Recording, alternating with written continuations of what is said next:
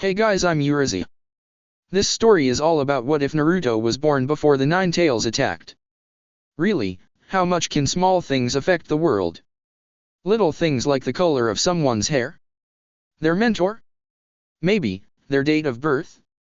Before we proceed with the story, please like and subscribe to this channel if you liked the video, and don't forget to check the description for the other works of the author if you liked the story. Let's start. Chapter 25, Same Old Family. The kunai made a distinct thud noise as it embedded into the deformed head of one of Orochimaru's many test subjects. They weren't particularly fast, or even all that smart, but they were certainly resilient if nothing else. All of them bore either mottled, darkened skin or some kind of black tattoo-like pattern across their body, and Naruto could easily see that these were some kind of curse seal rejects. Those that didn't die from the Juinjutsu's influence, but didn't necessarily benefit from it wither. In any case, they were mindless, mutilated creatures that Naruto felt little remorse in putting out of their misery. He and the other shinobi that were with him were forced to fight these deformed creatures because of Orochimaru. Why else? They had tracked him to a large underground base that seemed to be some combination of a lab and a training facility. Of course, one of the less experienced Jonin Naruto had brought with him had managed to set up some kind of security measure, tipping Orochimaru off to their presence. He had fled along with his personal, but not before leaving the invading force a little gift. As Naruto swiftly used his short tanto to remove the head of one of these gifts, he couldn't help but curse the snake sun in out in his head. Now he would know they had some way to track them. It would only be a matter of time before he found the seal on Gurren. The pale snake wasn't exactly a seal master, but he would know enough to remove such a rudimentary tag, or he would simply kill Gurren for the trouble. It was hard to tell how that man, if he could be called as such anymore, thought. He flashed across the room and neatly bisected another of the monstrosities, the light leaving the creature's twisted, black sclerid eyes before it even knew it had been struck. With a flick of his blade to remove the blood and a quick glance around, he confirmed that this room had been cleared. He had ordered each and every test subject killed. It was harsh, but there was no humanity left inside these people now. They had given into the corrupting influence of the twisted senjutsu chakra within the seals, its power warping and deforming their bodies and minds irrevocably. Right now they were simply a threat if they were allowed to be let loose on the surrounding area.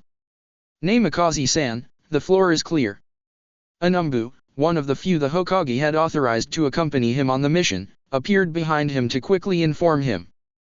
Naruto waved congenially as he quickly resheathed his blade in a smooth motion Yojao would have been proud of. "Call me Naruto. How are the other floors doing?"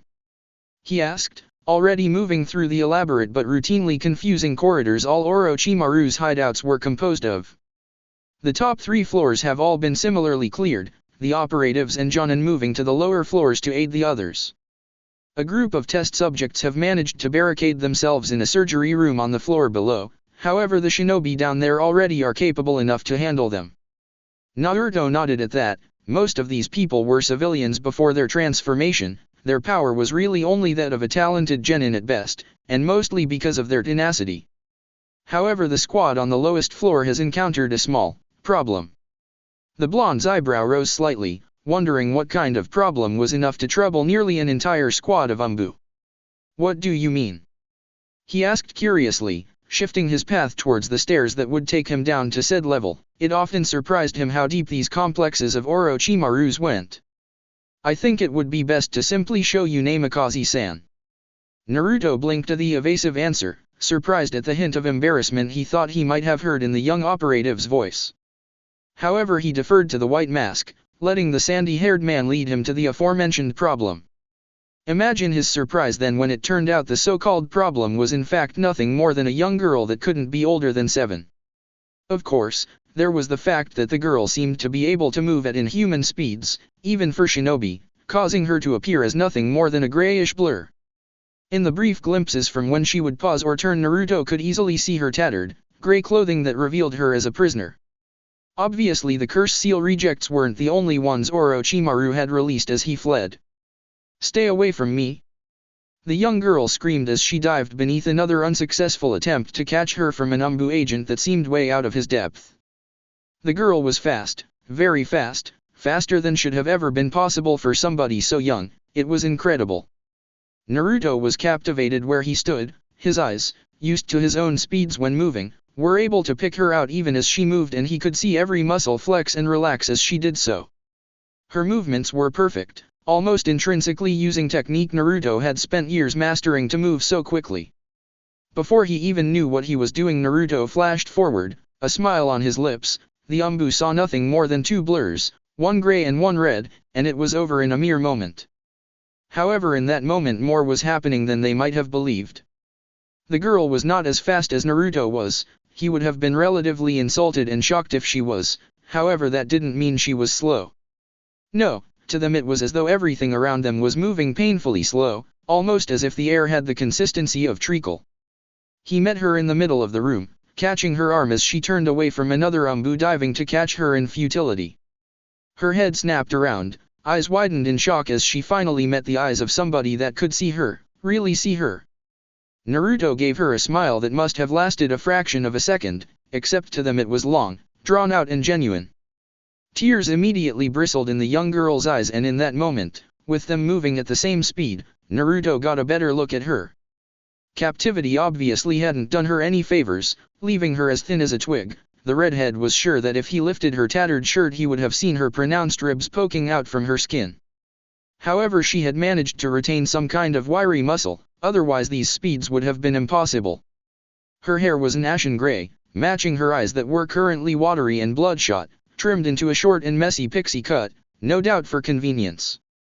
Naruto wasn't sure what Orochimaru had done to her, even if he could understand why he would be interested in her, but in that moment she launched herself at the redhead, clutching him as far around the stomach as she could, as tightly as she could.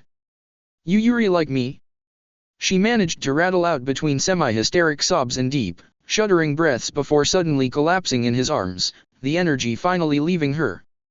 The other shinobi in the room simply stared in shock as the mission leader simply strolled into the room and caught the little menace that had been terrorizing them for the past 5 minutes without effort. A few grumbled about the unfairness of such speed, but Naruto tuned them out as he lifted the frail girl into a more comfortable position. She seemed to naturally move towards the warmth and quickly buried her face in the Jounin's chest, causing the redhead to smile softly before looking up. "Are we done here?" Naruto only half paid attention to the flickering flames in front of him, a small campfire they had set up on their way back to Konoha. It had gotten late and it had been a trying day for many of them. There had been a lot of curse seal rejects to take care of and a few of the younger Jounin were positively exhausted. Naruto couldn't exactly say he was in top condition either, but that was mostly because he was worried about the small bundle huddled up next to him, practically drowning in the thick blanket he had wrapped her in. The girl was so thin and frail, her skin pale almost to the point of translucence, that Naruto thought she might simply stop breathing if he left her alone too long. His fears proved unfounded though, as the small bundle stirred at his side, a small mop of untidy gray hair popping out of the blanket. Naruto smiled sadly as he saw her look around in confusion for a moment. He had a feeling that hair was supposed to be a glistening silver, not the dull gray it had become in captivity.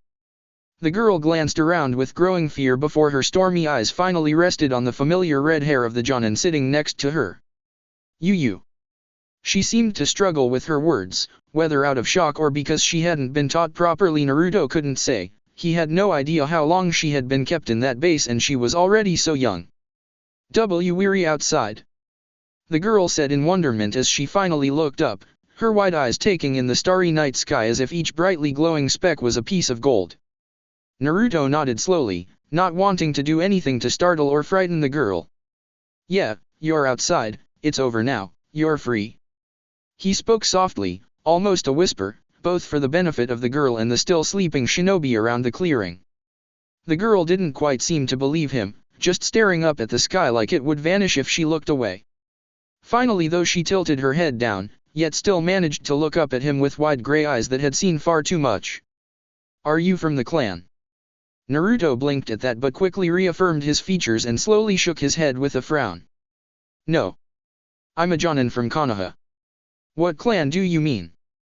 The girl's eyes only got wider as she seemed to shrink away from the redhead, huddling into the blankets like they would protect her from everything. Suddenly she didn't seem quite as comfortable in his presence as before. But you moved so fast, I thought." Naruto's eyebrows nearly disappeared into his hairline. Was there a clan out there that could move at his speeds? Perhaps a Kekai Genkai of some sort. The thought simultaneously managed to excite and frustrate him. Where had these people been all his life, and why hadn't he found out about them sooner? However, his focus was soon drawn back to the girl as she shuffled away from him, her eyes not only showing her discomfort, but also the first traces of fear. But if you're not, then I can't go back now. They said they were shinobi too. However, before the girl could try and make a dash for it, entirely possible with her improbable speeds, Naruto flashed forward a few inches, wrapping his arms around the small girl and quietly shushing her. It's okay. It's okay, I may not be your family, but I promise you nothing is going to hurt you now. That man will never get you again. The girl froze in his grasp, her eyes widening immensely for a split second before her entire body seemed to go limp at once, previously unshed tear now freely pouring down her pale cheeks. Naruto simply held her as he allowed her to cry all her pains and frustration out into his chest, painfully reminded of when he would do the same with his mother after getting hurt in training or accidentally hurting himself. Really?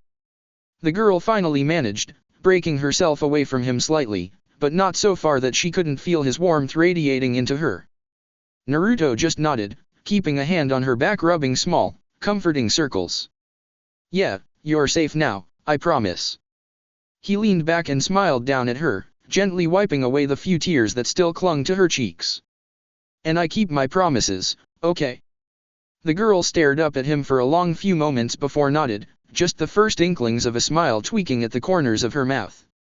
I'm Naruto Namikaze, what about you? He started, hoping to coax the little girl as much out of her shell as he could before returning to Konoha, and rest assured he was taking the girl back to Konoha with him. Hey! The girl whispered meekly, leaning back into Naruto's chest as she did so and gratefully accepting the warm embrace he offered. That's a very pretty name, Heya. I mean, look at me, I was unfortunate enough to be named after a ramen topping. Naruto chuckled and was delighted when he heard a faint giggle emerge from somewhere in the huddled bundle of blankets. The gray-haired girl leaned back and Naruto could see her tiny smile had grown a little. I like ramen. Naruto's smile became almost blinding as he ruffled her hair slightly, making her lean into the long-deprived contact like an attention-starved puppy. Me too, Heya, me too. We completed the mission with a mandatory scrub of the facility once the remaining documents and artifacts were collected. Naruto stated, finishing his report to the Hokage as he stood at attention in the old man's office, hands behind his back. Hiruzen was now firmly reinstated as Hokage, his injury having healed sufficiently to allow him back to his duties. It took a large burden off of Naruto's shoulders for now, giving him a lot more time to actually consider the old man's offer more thoroughly. Sarutobi himself nodded slowly at the report, absorbing everything and filing it all away somewhere in the head that had made him famous as the professor. Good, it is a shame Orochimaru was able to slip away from us this time, but not entirely unexpected. My student has always been exceptionally good at running away when the situation calls for it. For a moment the usually strong Kage let his age shine through his weary eyes for a moment as he released a stifled sigh. They all are. He murmured, more to himself than Naruto or the Umbu captain at his side that was reporting the operative's side of the mission. However, he quickly got over himself and gave a kindly smile down at the frail girl desperately trying to hide herself behind Naruto's legs. And who might you be, young one? Hiruzen offered with a kindly smile that could only properly be described as grandfatherly. Heya just shrank back even further, a small whimper emerging from her throat as she looked up at Naruto searchingly. She had been incredibly shy ever since they had walked through Konoha's gates. It was painfully obvious she wasn't used to seeing so many people. Naruto did his best to comfort her, offering a small nod towards the aged man, and it seemed to help somewhat. Heya. Her bit done, the girl quickly darted back behind the redhead's legs, causing both Naruto and the Hokage to smile, at least until the older man looked up at Naruto questioningly. We found her within Orochimaru's base, a prisoner most likely, or a test subject. However, she displayed some rather unique abilities, leading us to believe she wasn't from one of the surrounding villages. Naruto explained, making Hiruzen's graying brow rise in intrigue. Oh. The man turned to the young girl and puffed on his pipe once, blowing out a surprisingly controlled ring of smoke. Is that right, Heya-chan? Heya just looked about uncertainly before returning her eyes to the ground, not feeling confident enough to speak or answer. Well, on behalf of my village, I would like to welcome you to Konoha. All the old man got out of the girl was a very quick and very small nod before she once again retreated to the safety of Naruto's legs. We weren't able to get her to talk much on the way back, but she did mention a clan. I'm sure some time away from that facility and in a warm environment will help her open up. Hopefully we can find out where she came from and get her back home. Naruto continued, causing Heya to look up at him with wide, misty eyes and a meek smile.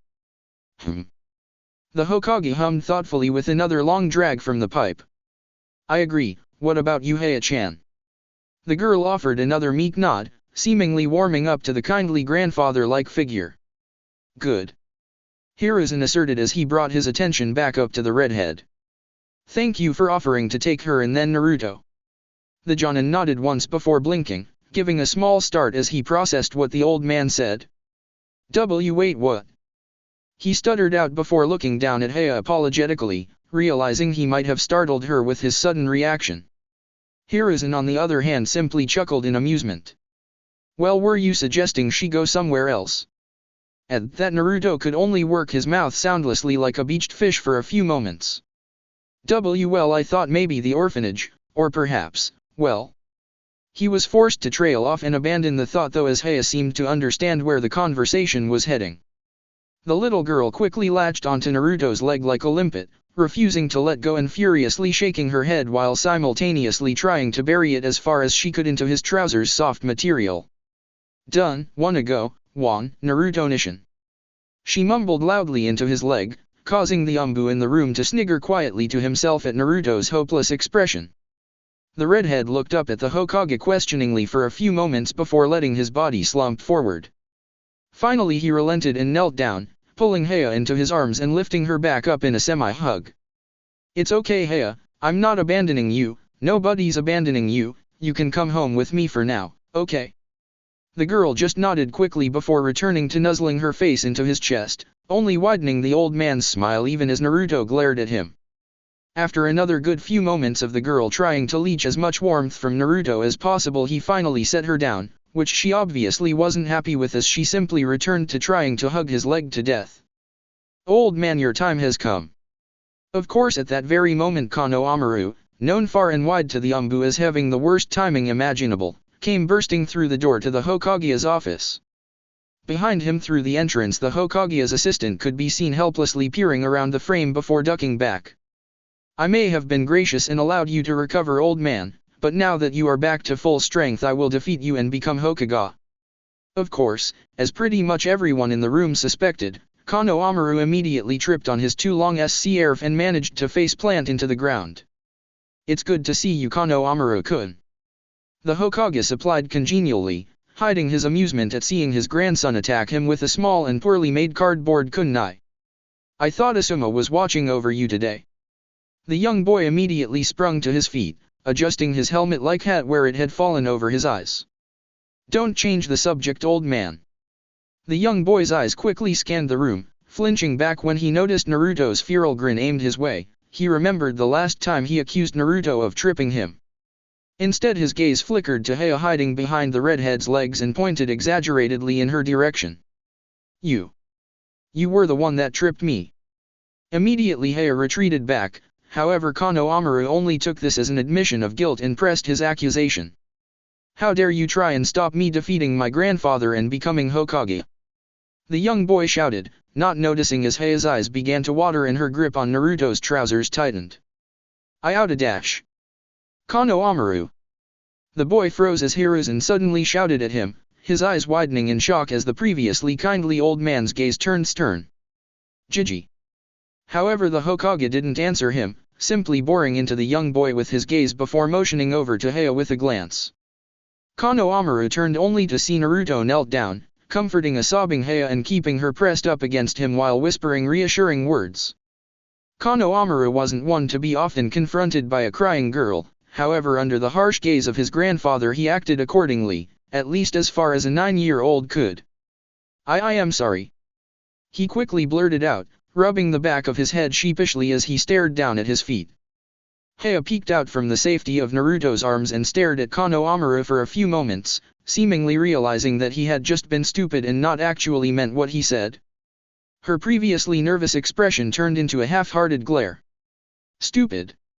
She managed meekly, causing Naruto to grin as he was possibly the only one to hear it. Konohamaru simply blinked and shuffled a bit further forward, still looking awkward. What? Heya shuffled a bit in Naruto's arms until she was facing the boy properly, still glaring lightly. Your name is too long, it's stupid. She muttered, despite Naruto giving her water on the trip back. Her voice was still hoarse from long disuse. Konohamaru just froze in place as the adults around him chuckled in amusement before going red with embarrassment. Hey! Gigi, did you hear what she said to me? He whirled around and pointed at Heya again, his previous behavior forgotten in a moment. Don't you know who I am? Heya quickly nodded, allowing Konohamaru to adopt a smug expression, awaiting her apology. Bakamaru. Heya weakly shot back, snuggling right back into Naruto's arms as Konohamaru went bright red again. Can we go Nishin, please? She pleaded with wide, stormy eyes that reminded Naruto an awful lot of Anko when she was begging for Dango. Naruto looked up at the Hokage questioningly and got a quick nod in return.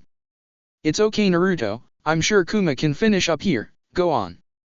The Hokage offered, answering his unvoiced question.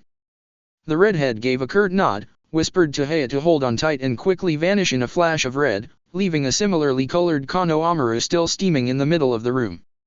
However, before he could storm out and try to find the mystery girl that had insulted him, he heard an ominous cough behind him as the old man cleared his throat. Konohamaru. Said boy could only gulp as he turned back to see the suspiciously neutral gaze of his grandfather. When Naruto and Heya reappeared, it was at his house. However, Heya didn't even seem to notice as she was staring at Naruto with wide, shocked eyes. Fast.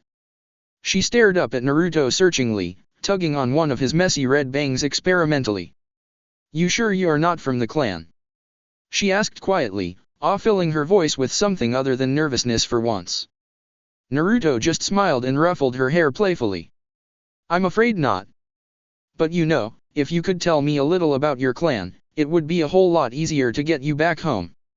Naruto offered hopefully, only to be interrupted as Anko hopped down the stairs, naturally clad in nothing more than an oversized t-shirt. Hey Naruto, I thought I heard you, who's the tyke? The Violet asked in confusion as she jumped the last couple steps, titling her head at Heya questioningly. The girl shrank away from the strange new lady, but Naruto stayed behind her, placing a comforting hand on the girl's shoulder. It's okay Heya, this is Anko, someone very special to me. He missed the faint hints of a blush tracing Anko's cheeks as he tossed that out so casually. She had schooled herself by the time he looked back up at her. Anko, this is Heya, a girl we rescued from one of his facilities. She'll be staying with us for a little while, okay? However, it didn't even seem like he needed to continue. In a flash, Anko was across the room and kneeling down in front of Heya with a warm smile. Hey there Heya, I'm Anko, but you just go ahead and call me Neshin, okay? We have a lot in common, you know, I can already tell. Naruto blinked at the warmth and sincerity in Anko's voice. To be honest, he hadn't been sure just what to expect from his girlfriend, but he hadn't expected this at all. Heya, surprisingly, seemed to accept the sincerity the older woman offered, giving a small but real smile as Anko reached forward and pulled the girl into her arms. There were a few awkward seconds for the younger girl, but eventually she just gave into the warmth of the contact, resting her head against Anko's chest and smiling serenely for the first time since Naruto had found her. Okay Neshin. She mumbled, causing Anko to grin up at Naruto from where she was crouched. She mouthed something like what's her deal to the redhead, who just held up his hands and made a running motion over his palm, mouthing fast right back to her. Anko's grin returned as she let out a silent but exaggerated sigh. Naturally, Naruto of all people had to find the unnaturally fast girl. Well, come on then Heya-chan, I'm betting you want a bath right now. Anko stood back up, bringing Heya up with her with a sweeping motion and allowing the girl to straddle her waist as she turned towards the stairs. Phew, you're light, you know that? Don't worry, a few days with the ramen freak over there and that'll get sorted right fast. Naruto finally snapped out of his surprise to shout indignantly, only to get a chuckle from Anko and, surprisingly, a small giggle from Heya herself. His name is a topping. The girl exclaimed with more enthusiasm than Naruto thought she had in her. Of course it only made Anko's grin grow. I know, it's silly isn't it? Anko agreed, sending a pointed look over at Naruto who by now had gotten over his shock and had caught on. Says the woman whose name is something you put on dango. However, Anko's grin remained exactly how it was, letting go of Haya to make a wide, sweeping motion with her hand. Of course, what better name could there be for me? Dango is the food of the gods after all. She exclaimed brightly, earning another small giggle from the girl in her arms, a happy but subdued smile spreading across her lips as she leaned back into Anko's chest. Thanks Nissan. Thank you. The day's events finally seemed to catch up to the girl as she slowly drifted into sleep, resting there against Anko's bosom. Naruto followed the two upstairs all the way to the bathroom door. That was something. He offered lamely, still not quite sure what to make of Anko's sudden compassionate side. She rarely warmed up to anybody so quickly. What can I say, I'm just awesome and even the kiddies know it. She shot back with a smirk as she pushed open the door with her rear, however her expression quickly turned somber as she ran a hand through Haya's ashen hair. I know a little of what she's feeling at least, he's touched both our lives for the worst. The sudden mood drop passed soon enough though as she managed to find a smile somewhere inside her, turning it on Naruto like a weapon. Of course you would find her, wouldn't you? Naruto just gave a sheepish chuckle before becoming a little more serious. You are okay with this, right?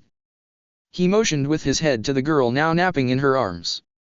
Anko just grinned in her usual cavalier way, her chest puffing up proudly. Who do you think I am? It's just one little girl after all. She quickly turned and made to enter the bathroom only to pause with a sudden thought. What did you mean by fast? Get back here you!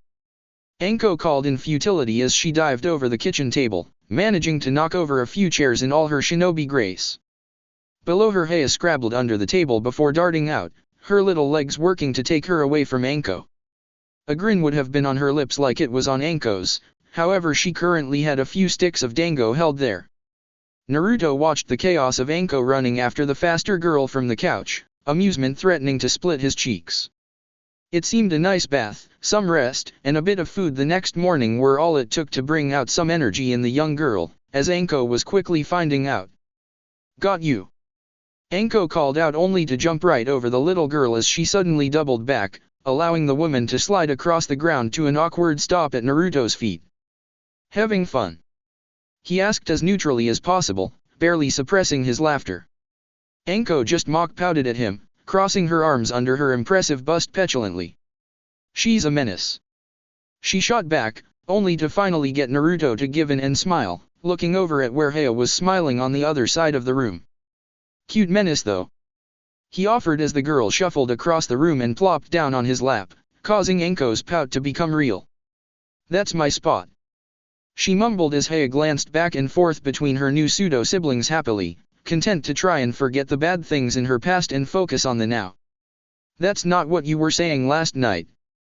Naruto returned with a smirk, referring to the fact that Haya had spent the night with them, curled up between their bodies. Anko simply lifted the girl up, replaced her in Naruto's lap before setting her down on her own.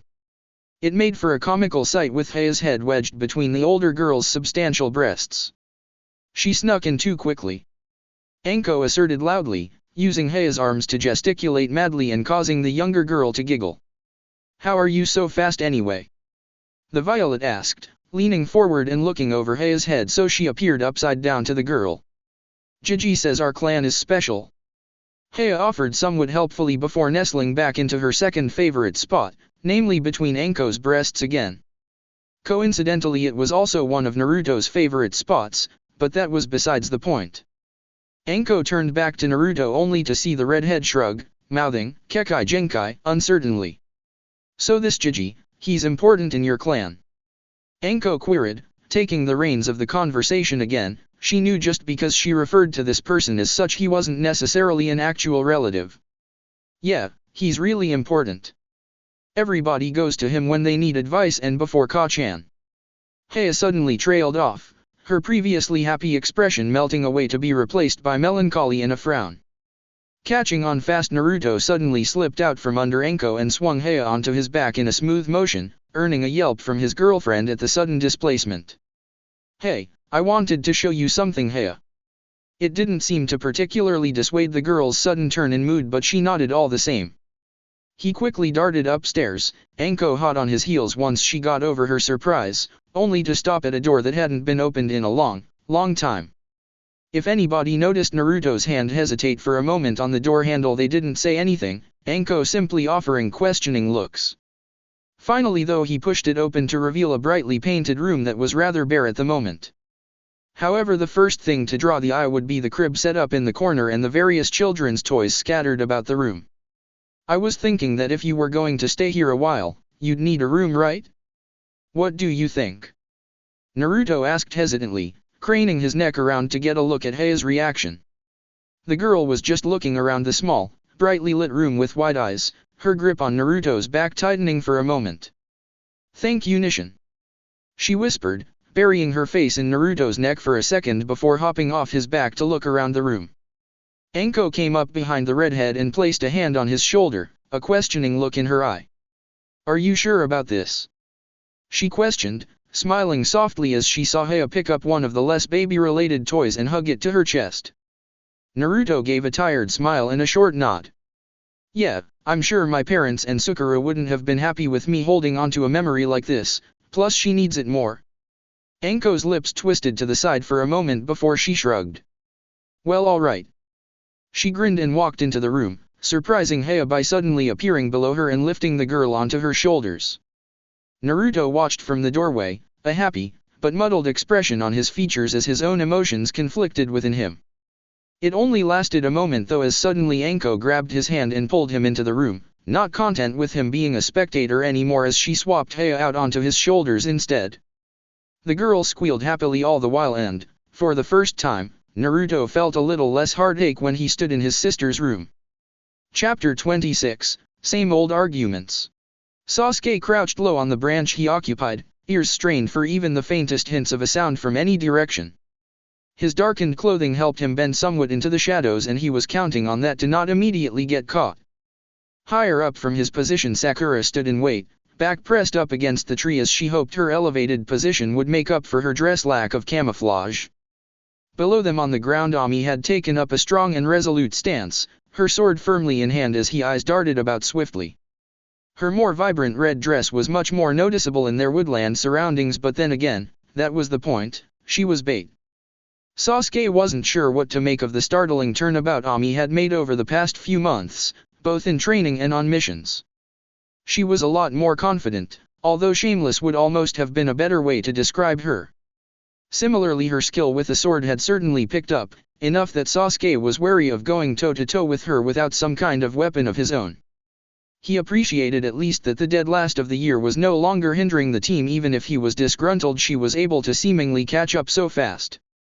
Then again, he could say the same of Sakura. The girl had become highly proficient in genjutsu, as far as genin could be at least. Naruto had obviously done a good job with whatever deal he bartered with Kakashi to get the insufferably lazy man to train them even a little. The fruits of that deal also sparkled in the virulently red eyes slowly spinning in Sasuke's sockets. A few months back, shortly after the invasion, Naruto had finally dug deep and decided that Sasuke needed his Sharingan. It was almost getting to the point of worry. Most Uchiha had already displayed the trait by then if they were going to have it at all. He had staged a small ambush while on a fairly routine delivery mission that had pressed Sasuke right up to the very edge of his abilities and maybe even beyond. Apparently the redhead had simply given Kakashi, as the word on Sharingan in the village now, the go-ahead to do whatever the tall and chronically tardy man thought necessary. Necessary turned out to leave Sasuke badly scratched up with something short of psychological trauma. He didn't like to speak of it much, but either way it was a good thing Sakura had begun to also get light training at the hospital, or he would have been in a lot of pain the rest of that day.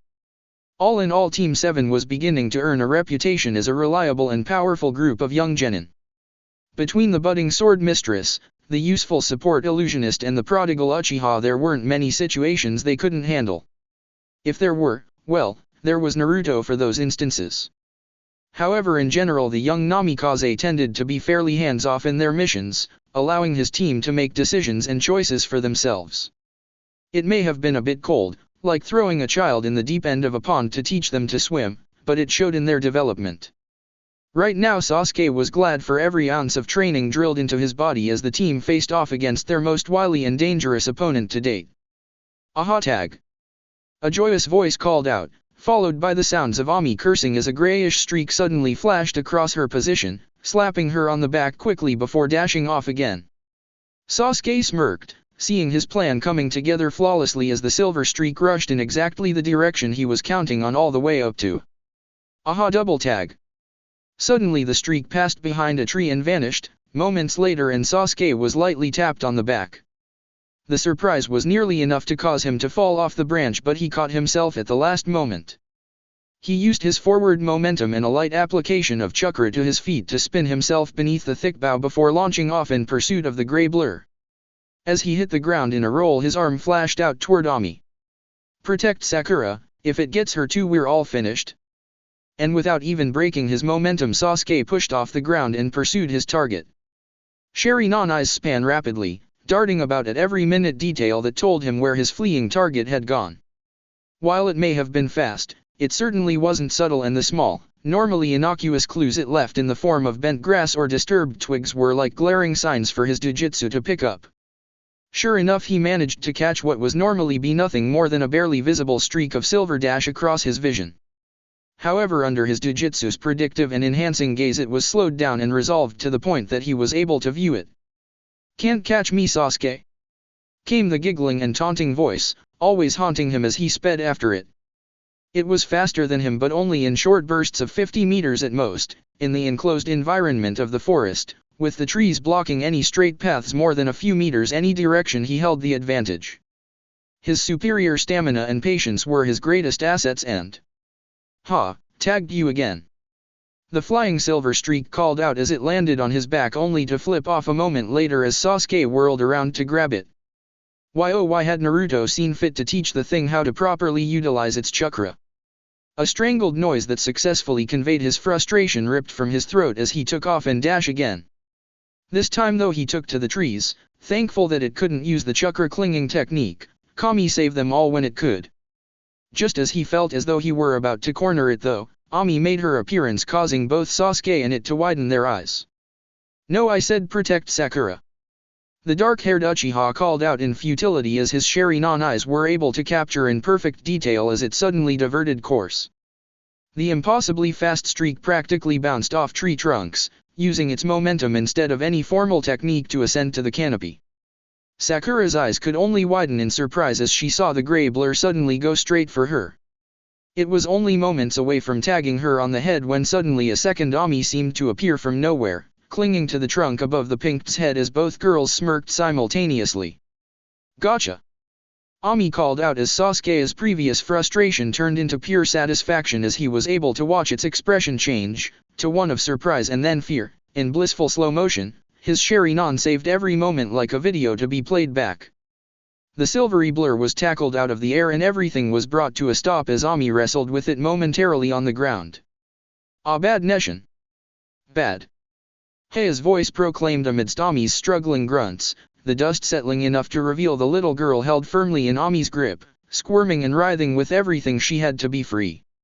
If Ami hadn't been holding her sword across the girl's chest, blunt side of course, she would likely had escaped by now, Sasuke knew from experience. A moment later though and Heia finally went still, the typical huffy expression of a child denied their fun on her pouting features as the young girl crossed her arms over her chest. "Hey, how come Heia-chan calls Ami Neshin and not me?"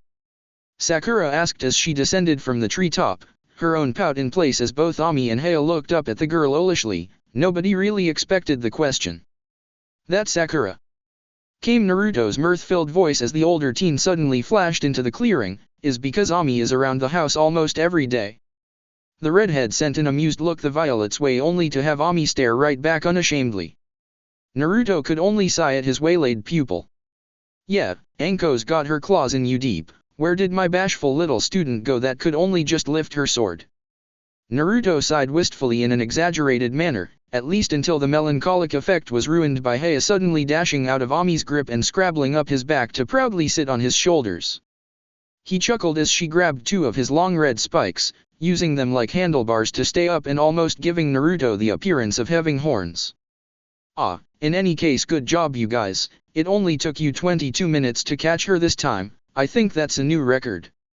He nodded at each of them in turn, getting happy expressions from his two little kunoichi and a huff from Sasuke.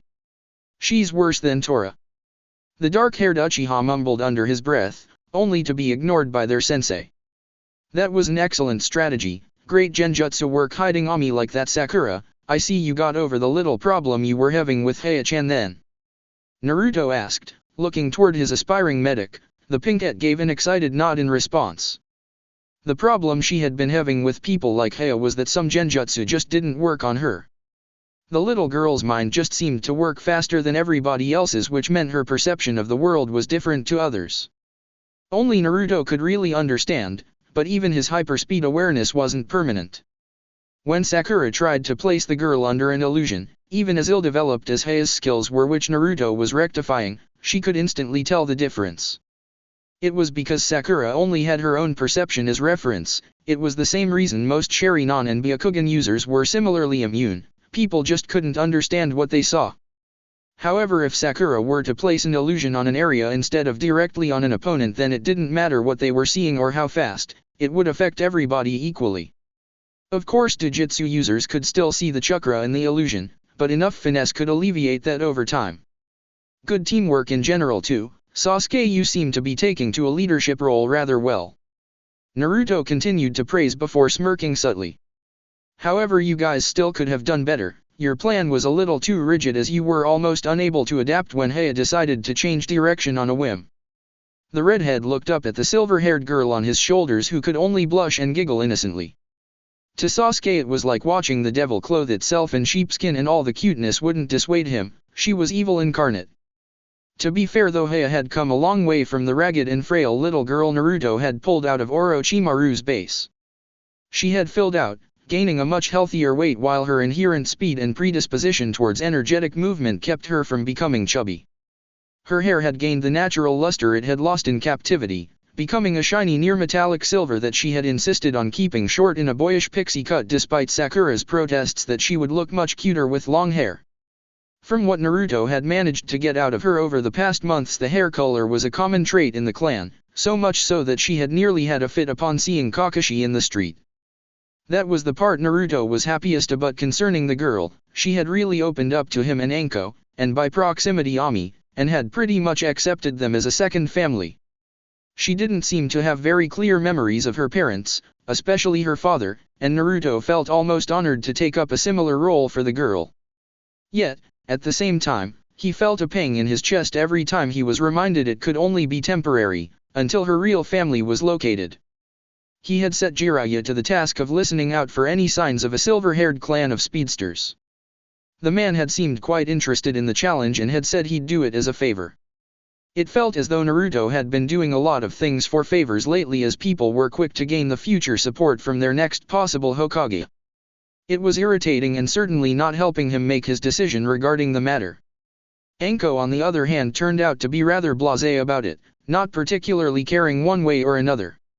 However, he suspected she had an opinion and just wasn't sharing so as not to put pressure on him, which he appreciated.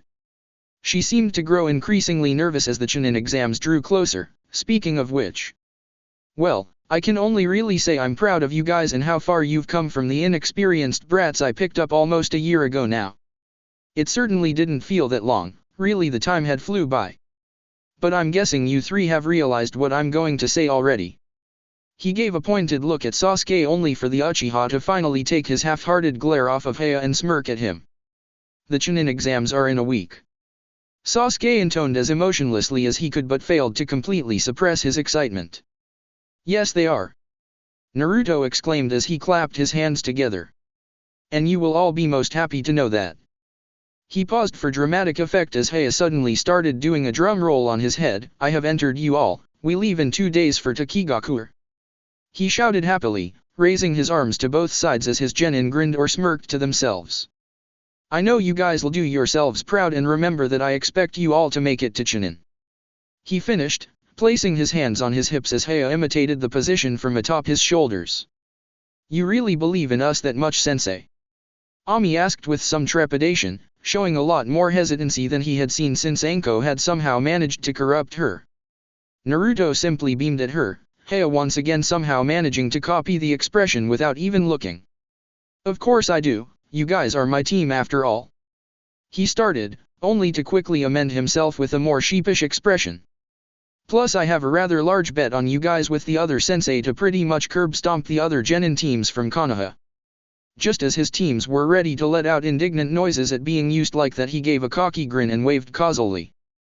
Team training tomorrow normal time, no Yulda great, Xiao then, bye.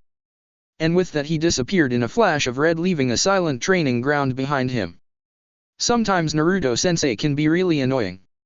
Sakura sighed irritably, just as she had begun to feel a fluttering of pride in having a sensei like the redhead that cared he had to go and ruin it with a statement like that. Ami just nervously chuckled to one side. I suppose it's a form of flattery.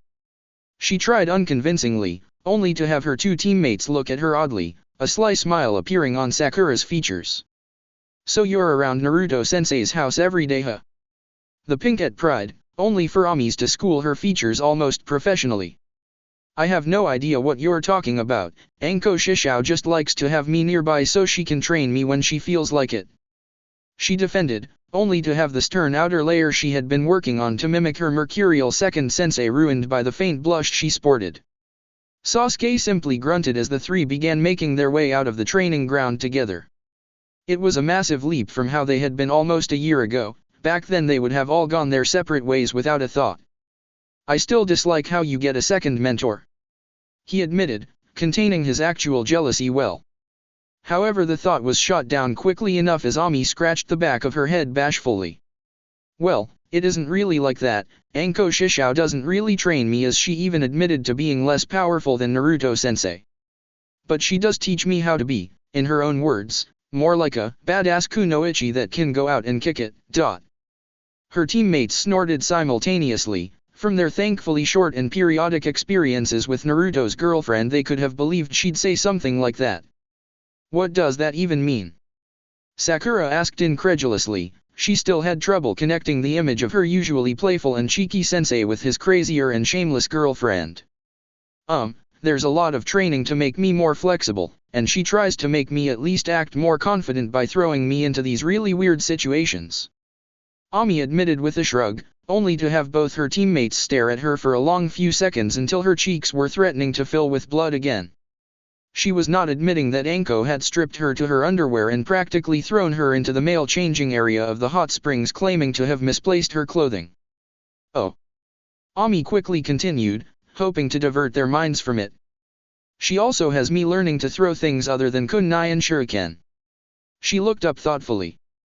Although for some reason she has to do it in the weirdest way, like teaching me how to throw senbon by making me practice with dango skewers. She sighed slightly as the memory, the sticks were often still wet when she was forced to use them. And she always insists I make stupid pictures with them for some reason. She grumbled half intelligibly. It was like the woman was trying to mold her in her own image. Sounds interesting. Sakura tried hesitantly, unsure what to make of the strange training her female teammate had been getting on the side. Its usefulness was questionable, at best. However, that seemed to spark something in the violet as she suddenly looked up as if remembering something important. Oh right. She's also teaching me seduction techniques, she exclaimed, only to realize 5 seconds later, after an equally long and awkward silence, that she had practically shouted that last part far too enthusiastically. Both her teammates were gawking at her, although Sasuke was doing his best to act nonplussed. I mean, you know, general kunoichi skills and such, she muttered with slightly more tact than before. However, Sakura was gawking for a different reason, her eyes wide as the glance at Sasuke went missed by no one. I could have been learning how to seduce people this whole time, she whispered to herself disbelievingly. If Sasuke heard, he didn't react, no matter how disturbed he might have appeared. Ami just chuckled nervously as the team descended into awkward silence for a long minute. So is it just me or is Heya getting faster? Ami tried hesitantly, only to be blanked by her teammates as they were lost in their own, equally disturbing thoughts. She sighed uselessly, Now Anko was even starting to affect her social life. I can't believe you could be gone for a whole month. Anko whined for what felt like the 100th time as Naruto pulled on his boot-like sandals. The 2 days had passed without much fanfare, and soon enough the day Team 7 and the other Konoha genin would be making their way to Takigakure for the Chunin exams had arrived. Obviously Anko was none too pleased about this and had even roped Haya into sitting on her shoulders to give the most adorable pout Naruto could imagine seeing. I've been gone longer on Umbu missions before. Naruto replied without much feeling. It felt as though they had been going back and forth on this point for hours now. Yeah, but, you know, they're really important and dash. Anko paused as she saw Naruto turning to give her a raised brow look, instantly fumbling over her words as her hands clenched and unclenched. You know that's not what I mean. Your squad is important, I know. Naruto maintained the look for a few moments longer before nodding in satisfaction and turning to finish strapping his sandal on. You know I'm only a flash away. He casually retorted, absently throwing one of his tri-pronged kunai over his shoulder for her to catch. However, Anko just looked at it disdainfully for a while before setting it on a nearby surface. Great, I get the mail-order boyfriend package. She sighed to herself as Haya looked confusedly between the two young adults. The small girl didn't really understand what was going on beyond that Naruto would be gone for a while. The Violet sighed more irritably after a moment though. Nah, I know those kids LL get through to the 3rd round, so they'll need all the training with you they can. I won't take that away from them just to be selfish. She looked up pointedly at the redhead for a few moments. You know I really want to be selfish, right? She stressed only for Naruto to nod absently again, irritating Anko further. It passed though, as her moods were wont to do, and suddenly she was bashful, pawing at the hem of her shirt as she struggled with her words. It's just, you know, I finally got you back from Umbu, then this last year, all we got to do, now they might go and... She was forced to trail off as her chin was nudged up gently so her eyes could lock with Naruto's. She could practically see the mirth glittering in his violet irises. Anko. He started softly, getting her to nod almost robotically, you're rambling. That seemed to snap her out of it at least. However, Naruto didn't let her get a word in as he leaned back out, looking over her appraisingly. You know, you've been acting strange for a while now, want to talk about it while I'm still here? Anko's mouth opened for a moment, words failing to escape her, before a blush of indignation marred her cheeks. Fine, you know what I want to talk about. That, while I'm still here, thing you've got going on. She mocked in a bad rendition of Naruto's lower voice. How long will you be here? Huh? It feels like I only just got you back from Umbu, all those dangerous missions where I had no idea whether or not you would come back alive. This last year has been so great. I haven't had to worry about you or your team, we've spent so much more time together, we even found a member of your actual family even if she's an annoying brat that won't admit it and swears like a sailor. Anko had to take a few calming breaths after her short rant, but that didn't mean she was finished. Now your genin are going to be promoted cause you had to train them so damn well. She fumed, getting an incredulous look from Naruto. They'll go off and be chunin, you'll be unsaddled and then you'll go off too, doing your dangerous jonin missions. Don't think I don't listen when the Hokage and you talk. You're S rank, I accepted that a while ago, but what am I supposed to do when you're out there facing missions that would normally take entire squads of Umbu? Surprisingly, her voice hadn't raised all that much, mostly for Heia's benefit who still looked confused, but with Anko she didn't need to, she simply put more intent behind her words. Anko, we're shinobi, it's in the job description to put ourselves in danger. We both made this choice when we were young, now we have to own it. Naruto finally replied with a sigh. You wouldn't have to if you were Hokage. Anko blurted out, only to widen her eyes and immediately clasp her mouth shut as though she could somehow force the words back in. Naruto's eyes immediately narrowed as they came to crux of the matter, finally. So that's what this is about. He said slowly, weighing up the way Anko's eyes nervously dropped down and the way her finger wound the fabric of her shirt. Finally though, the teen seemed to accept the fact that she had said what she'd said and it was out in the open now. Her eyes regained the fire that made her so attractive to Naruto in the first place and she reasserted herself, losing the nervous tics as she puffed her chest out. Damn right it is. She shot at him, making sure their eyes stayed connected like there was an invisible wire between them. So you do have an opinion? Naruto half-asked, already knowing the answer, aside from the fact that Anko always had an opinion, even if it was only facetious. Of course I do, you idiot. Anko shouted finally, putting her hands up on her head to pull on her head like it was the most obvious thing in the world, only to realize Haya was still there. Aha, Haya-chan, could you do me a favor real quick? The little girl looked down, comically drooping over Anko's head like a limp hat to look into her Wanishin's eyes. She still seemed rather confused by what was going on, but she was eager to help out the people she now saw as family. Okay, Neshin. She answered hesitantly. All the raised voices had been making her a little uncomfortable anyway. Okay, good, run to Ami and play with her for a while, would you? Anko asked with the best fake smile she could strain onto her face, which for a 7-year-old was indistinguishable from the real thing. Haya quickly nodded before scrabbling down off her shoulders and flashing from the house, leaving the arguing couple alone gratefully. There was a moment of awkward silence before Naruto finally spoke up. So you think I should take the position? Again, he only half-asked it, already knowing Anko's answer but wanting to get the ball rolling. Well, I know, that is to say.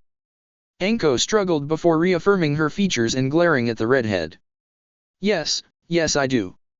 She finally admitted, letting out a relieved sigh afterwards as a small weight was lifted from her shoulders. I mean, you'd be safer, right? The Hokage just runs the village, no need for dangerous missions or life-threatening situations. Anko said hopefully, at least Naruto could see she was coming from a good place with this. Anko. Naruto ground out in frustration, running a hand through his hair. He needed to be with his team in a few minutes. 1 out of 4 isn't exactly a great track record for living to a ripe old age, you know. Upon Anko's look of confusion he sighed again and elaborated. The Sandaime was made Hokage when he was 21, admittedly not that much older than me and actually younger than Tosan was. He's now 68, do you really think he's just been sitting around doing paperwork for 47 years? Anko looked ready to answer but he cut her off with a quick shake of his head. He didn't have time. No, he's fought through 2 more shinobi wars, survived multiple assassination attempts and from what I heard was on the front lines during the Kyubi attack. Just because the old man is content to let the younger generations do the strenuous work now, doesn't mean it wasn't once his job too. Naruto explained quickly, not quite believing he was having to explain this to Anko now of all times. Anko, the Hokage job is dangerous, and not just for the Hokage. He gave a pointed look at his girlfriend only to get a bank one in return. She obviously didn't understand still. Look. He started, his eyes glancing towards a nearby picture of him and his parents when he was 4. I told you that when I was just a toddler, there was an attempt on my life from Kumo that Tosan stopped, right? Anko nodded slowly, the first sparks of realization beginning to enter her eyes. If I became Hokage then it wouldn't just be me in danger, okay? How long would it be before people began coming after you, or Haya, or even the children we might have someday? Anko's cheeks flared a cherry red at the thought but she at least seemed to understand his point. I just thought. She tried, only to lose her steam and let her arms droop defeatedly by her sides. Naruto's features softened at the sight and he managed a gentle, if not slightly strained smile, moving forward to draw his girlfriend into a hug. I know, but you have to remember that the Hokage isn't just the village's leader, they're also supposed to be the village's strongest shinobi. Anko leaned into the embrace, managing a bemused smile as she rested her head in the crook of his neck. You're so humble. She muttered in a poor attempt at humor. It still got Naruto to chuckle softly though. I'm just saying. He relied quietly, rather enjoying the peaceful moment. I get it now, sorry for bringing it up. Anko managed awkwardly as she moved off of Naruto. She was never the best at apologies. The redhead just shrugged as he tried to regain his usual flippant grin. I'm not discounting the possibility, I'm just saying there's a lot for me to think about and asking you to be a little patient. He explained. By now Anko seemed to have recovered from her brief sentimental mood and bounced back. Well, can't say patience is my strong suit, but I'll try. She offered up with a compromising shrug. Don't worry, even if I do take the position, you won't be rid of me that easily. Naruto started as he grabbed the kunai from the nearby surface and flipped it up into the air. I'm just a flash away after all. And he was gone before the small weapon landed in Anko's hands, making her grin lopsidedly. Show off. Chapter 27, Familiar Exams. The trip to Takigakure was as uneventful as it could be for Team 7. They ran most of the way, not sprinting, but keeping to a good pace for Genin, going on Shinin. Sasuke stayed relatively quiet, only drawn into conversations when Ami bugged him enough, Sakura pried enough and Naruto was cheeky enough. The two kunoichi of the group traded banter and light barbs, Ami's newfound confidence clashing with Sakura's natural stubborn streak. It was amusing to watch them go at it, and Naruto even saw a hint of a smile on Sasuke's carefully molded features once or twice. However, other than that, uneventful. Or it was until they arrived at the rendezvous point they were supposed to meet at somewhere around the presumed location of Takigakure. The village hidden in the waterfalls was a hidden village in the truest meaning of the phrase. If you were not born there, or a Takigakure shinobi, you didn't know where it was, period. It was why the relatively small and only moderately powerful village had managed to stave off invasion for so long, and why it was a bad idea to declare war on them. Teams of shinobi could spend weeks floundering around the valleys of Tani no Kuni, slowly being worn down by Taki's ambushes and guerrilla tactics. Naturally, people still needed to enter somehow, including visiting shinobi and merchants, which raised the problem of how to keep the village hidden. The answer was to have everybody blindfolded, dragged underwater a fair way before being led around a dizzying number of turns that even somebody with an eidetic memory would have struggled to remember. The light sense of genjutsu Naruto could distinctly feel didn't help, and no matter what he tried, for some reason he could not dispel it. By the time they made it out of the confusing cave system and the blindfolds were removed, they were wet, cold, and disoriented. However, Naruto was remarkably happy to see his genin made no fuss over it, simply accepting it as a necessary precaution Taki had to take. He also noted with some amusement that the small squad of Taki-chinin that had escorted them seemed upset by their distinct lack of reaction. He assumed that many who made that journey, especially civilians, would have complained a great deal more. As it was, he could see the slight twitch to Sasuke's eye, and he quickly hurried his team along. The residents of Takigakure seemed friendly enough, at least until they caught sight of their headbands. Then, suddenly, it was all cold looks, nervousness, and hints of disdain. Naruto began to feel like this may have been how he'd be treated if his father wasn't who he was. He'd had a good life, all things considered, Jinchuriki status included, and he could imagine how much worse it could have been. Then again, he had refrained from much contact with the beast inside him, just like his mother and Mito before him had done. It did raise his respect for Fia, though, the only other well-adjusted-ish Jinchuriki he had met. Naruto. A rough, but decidedly feminine voice called out from somewhere above the team. All of them, including Sasuke, looked over as one to see the mint-haired girl around Naruto's age that had called out to them. She was sitting atop a nearby rooftop, letting her legs dangle over the edge as she munched on some takoyaki that was happily steaming away on a plate to her side. Naruto's eyebrows rose in surprise as he wondered, and not for the first time, whether he could summon people by thinking their name. Phew. The young woman beamed as she had her suspicion confirmed, quickly pouring the remaining octopus balls into a large tubular red container that was swiftly slung onto her back. She hopped down to street level, still grinning, and rushed over. Her orange eyes seemed to light up as she got closer. I figured there weren't that many people with spiky hair that read, didn't expect to see you here though. She greeted merrily, her eyes swiveling down to the three younger teens eyeing her up in turn. And with a group of genin no less. She smirked deviously as her attention returned to the object of her notice. Goin' soft on me, Namikaze. Naruto just chuckled at that, almost automatically reaching over to ruffle one of his genin's hair. Sakura just happened to be the unlucky one that was closest. We'll see after they trash the Chunin exams, won't we? He replied back, a smirk of his own coming into play as the two Jinchuriki stared each other down. Oh, confident aren't we?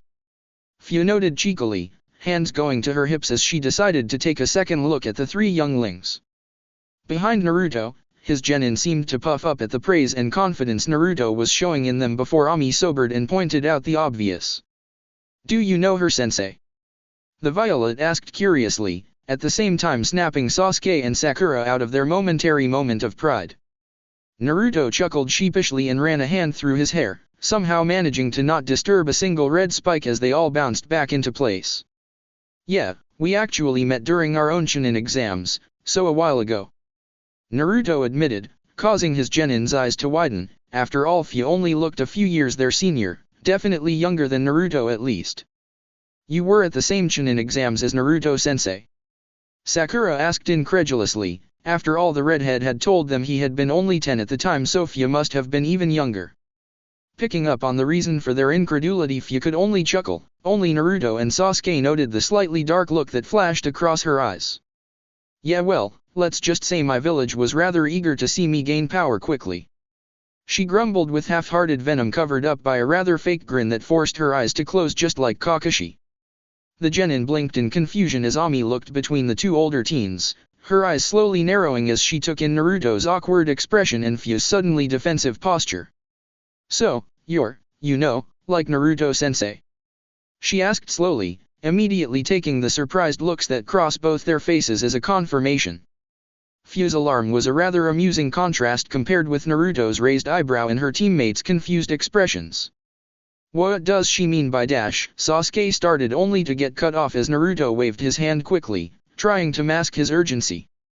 He had yet to tell his genin of his tenant, and now was certainly not the best time to have that conversation. Ami had only worked it out because she was around the house basically every day, and Anko had problems keeping her mouth shut when in the comfort and privacy of her own home. It wasn't that he thought they weren't mature enough, or that they would look at him differently, he just hadn't gotten around to it yet. It's not something to talk about right now, you guys have enough on your plate as it is with the exams. The redhead grinned suddenly, turning back to Sasuke before continuing. But, if you all make it through the Chunin exams and pass, I'd be happy to fill you in. He looked back up and adopted a faux thoughtful expression before smirking. That, or you could try and get it out of Ami, whatever works. He admitted, getting Ami to stare at him in horror, knowing just what hell he had thrown her into. However, it served its purpose. The nonchalant way Naruto had gone about talking with it reduced Sasuke's interest enough for him to drop the subject. Yeah, it's not exactly friendly diner conversation after all. Fu added in helpfully and all too cheerily, almost making Naruto want to facepalm. His work was destroyed and Sasuke immediately looked interested again. Now Naruto felt sorry for throwing Ami to the proverbial wolves. Not really helping.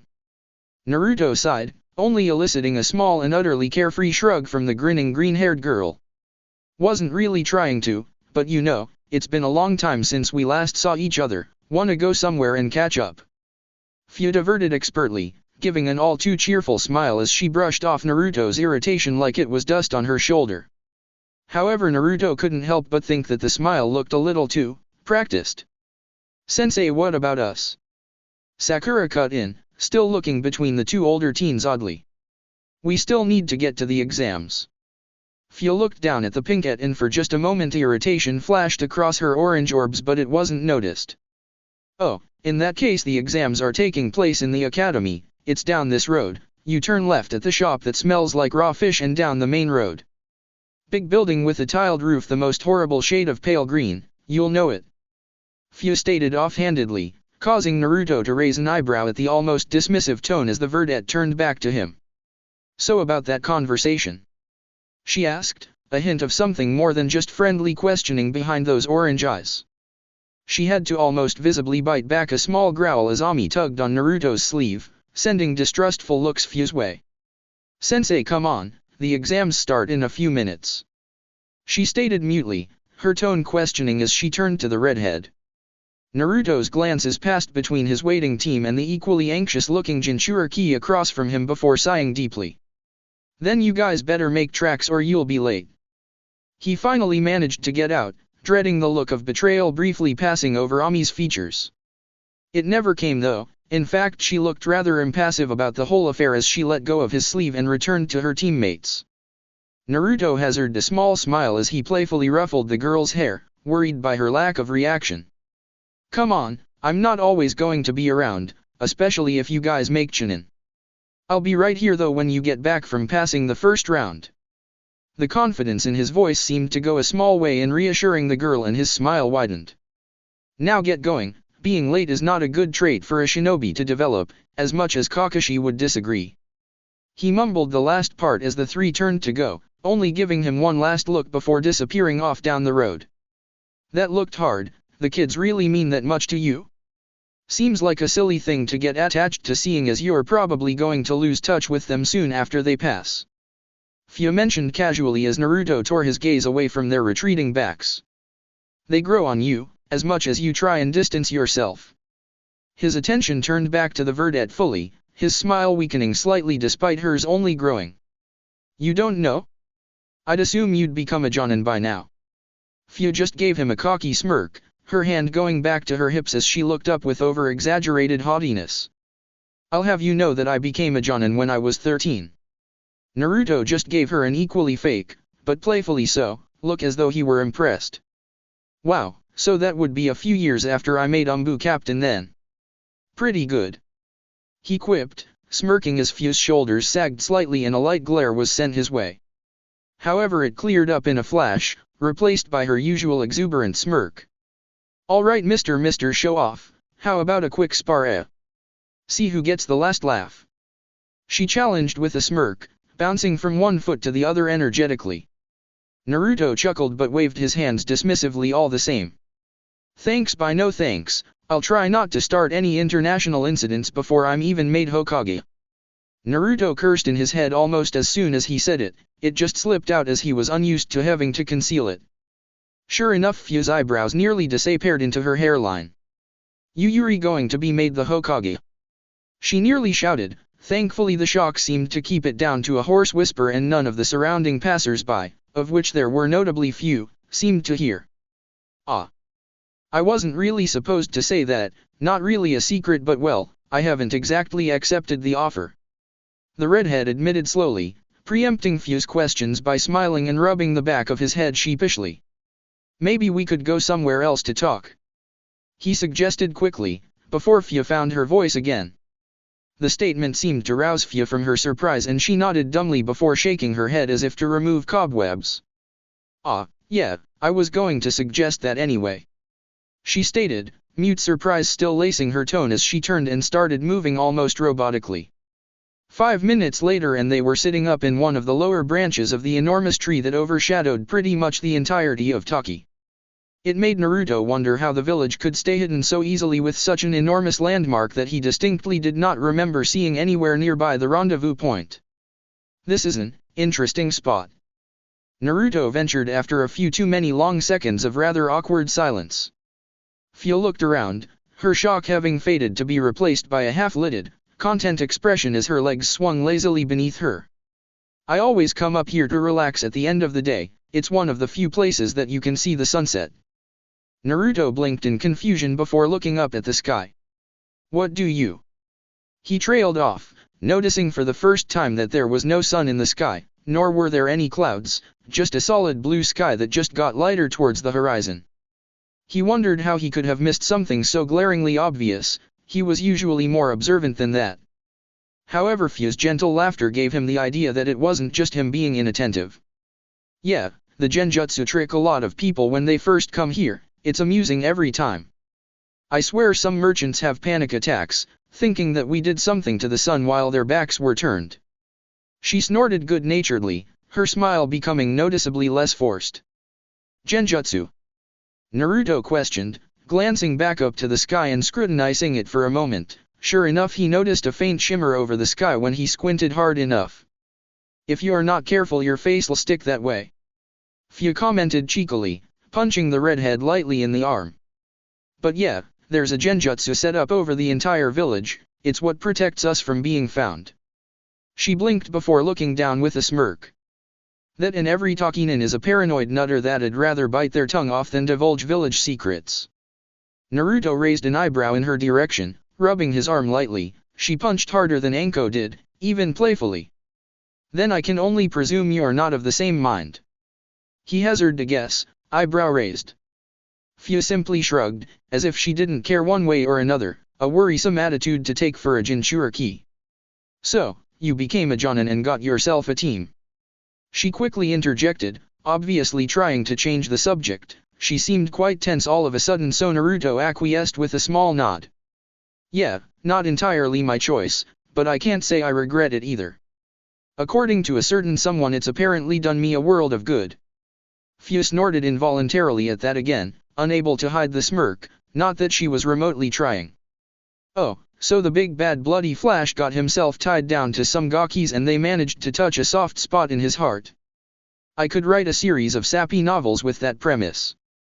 She chided playfully, amusement twinkling in her eyes, seemingly the first real emotion Naruto had seen on the girl yet. Stupid nickname.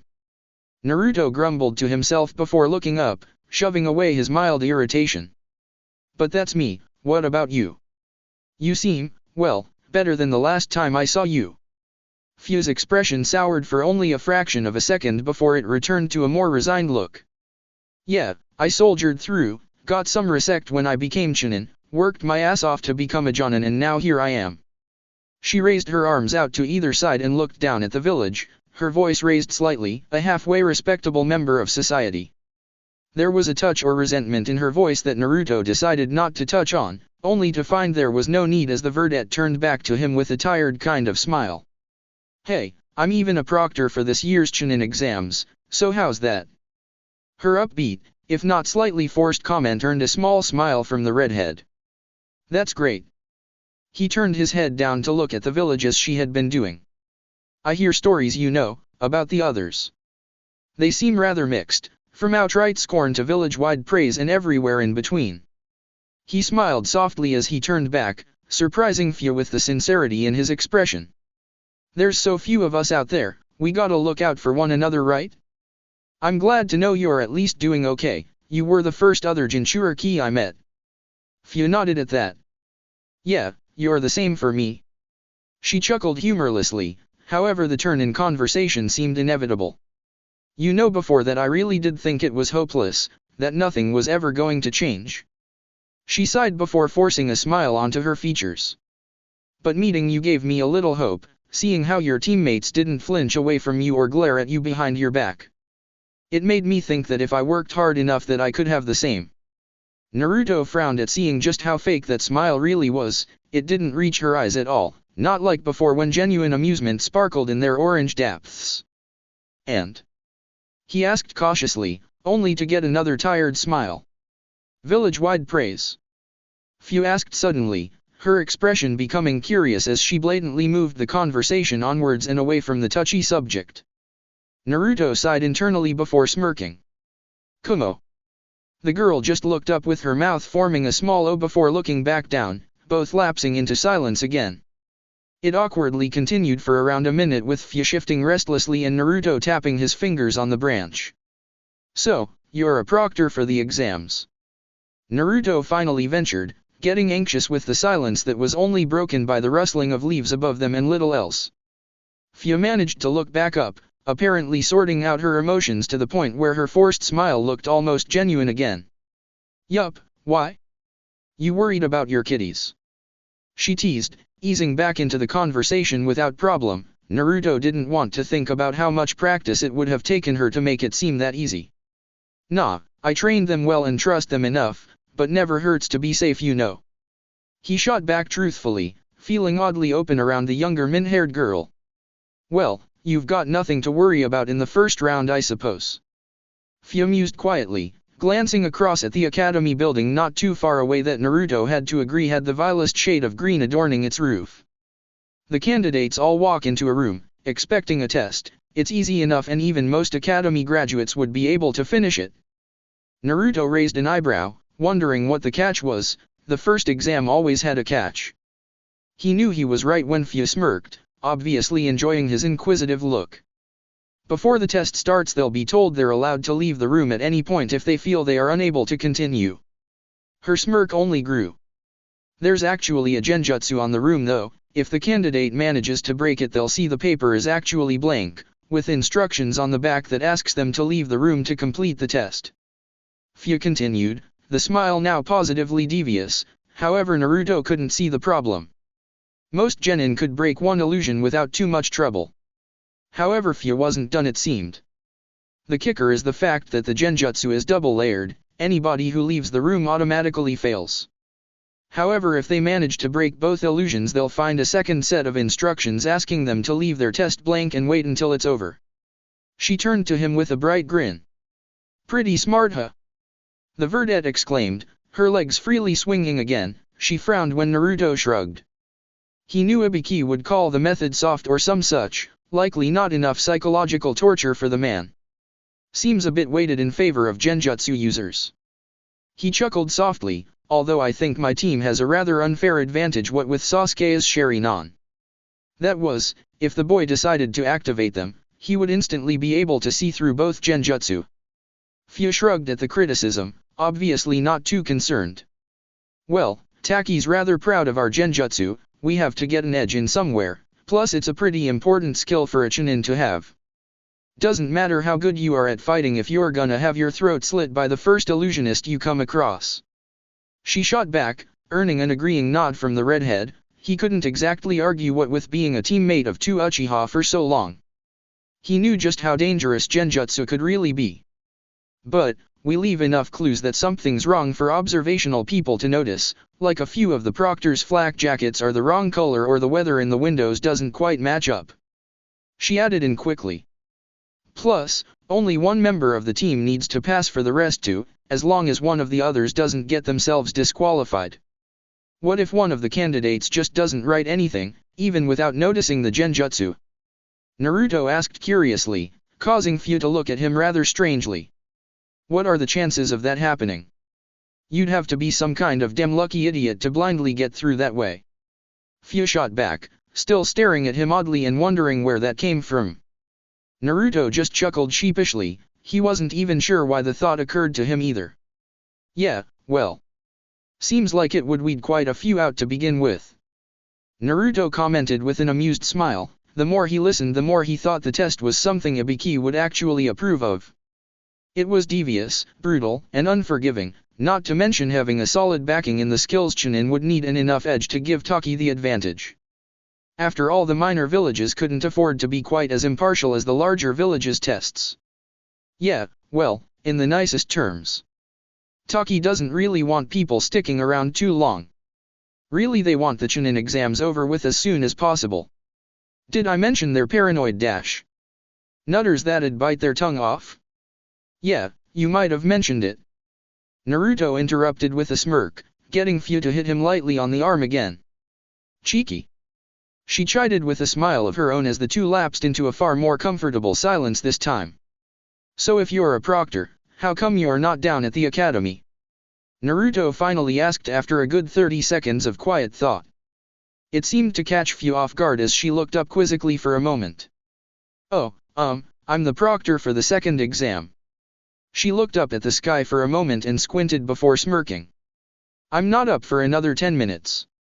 She answered easily, causing Naruto to blink and look up as well.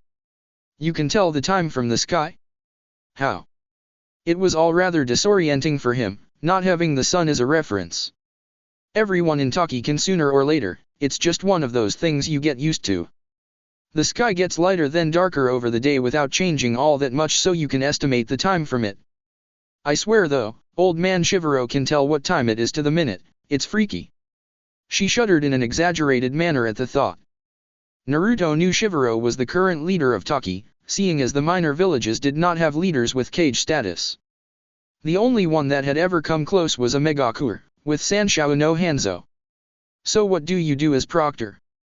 The redhead asked curiously. He knew Anko had also been a second task proctor, so he was interested in how the two villages differed in that regard. However, Fu simply gave him a sly look as she slid along the branch until she was a breath away from his face, a strange look in her eye.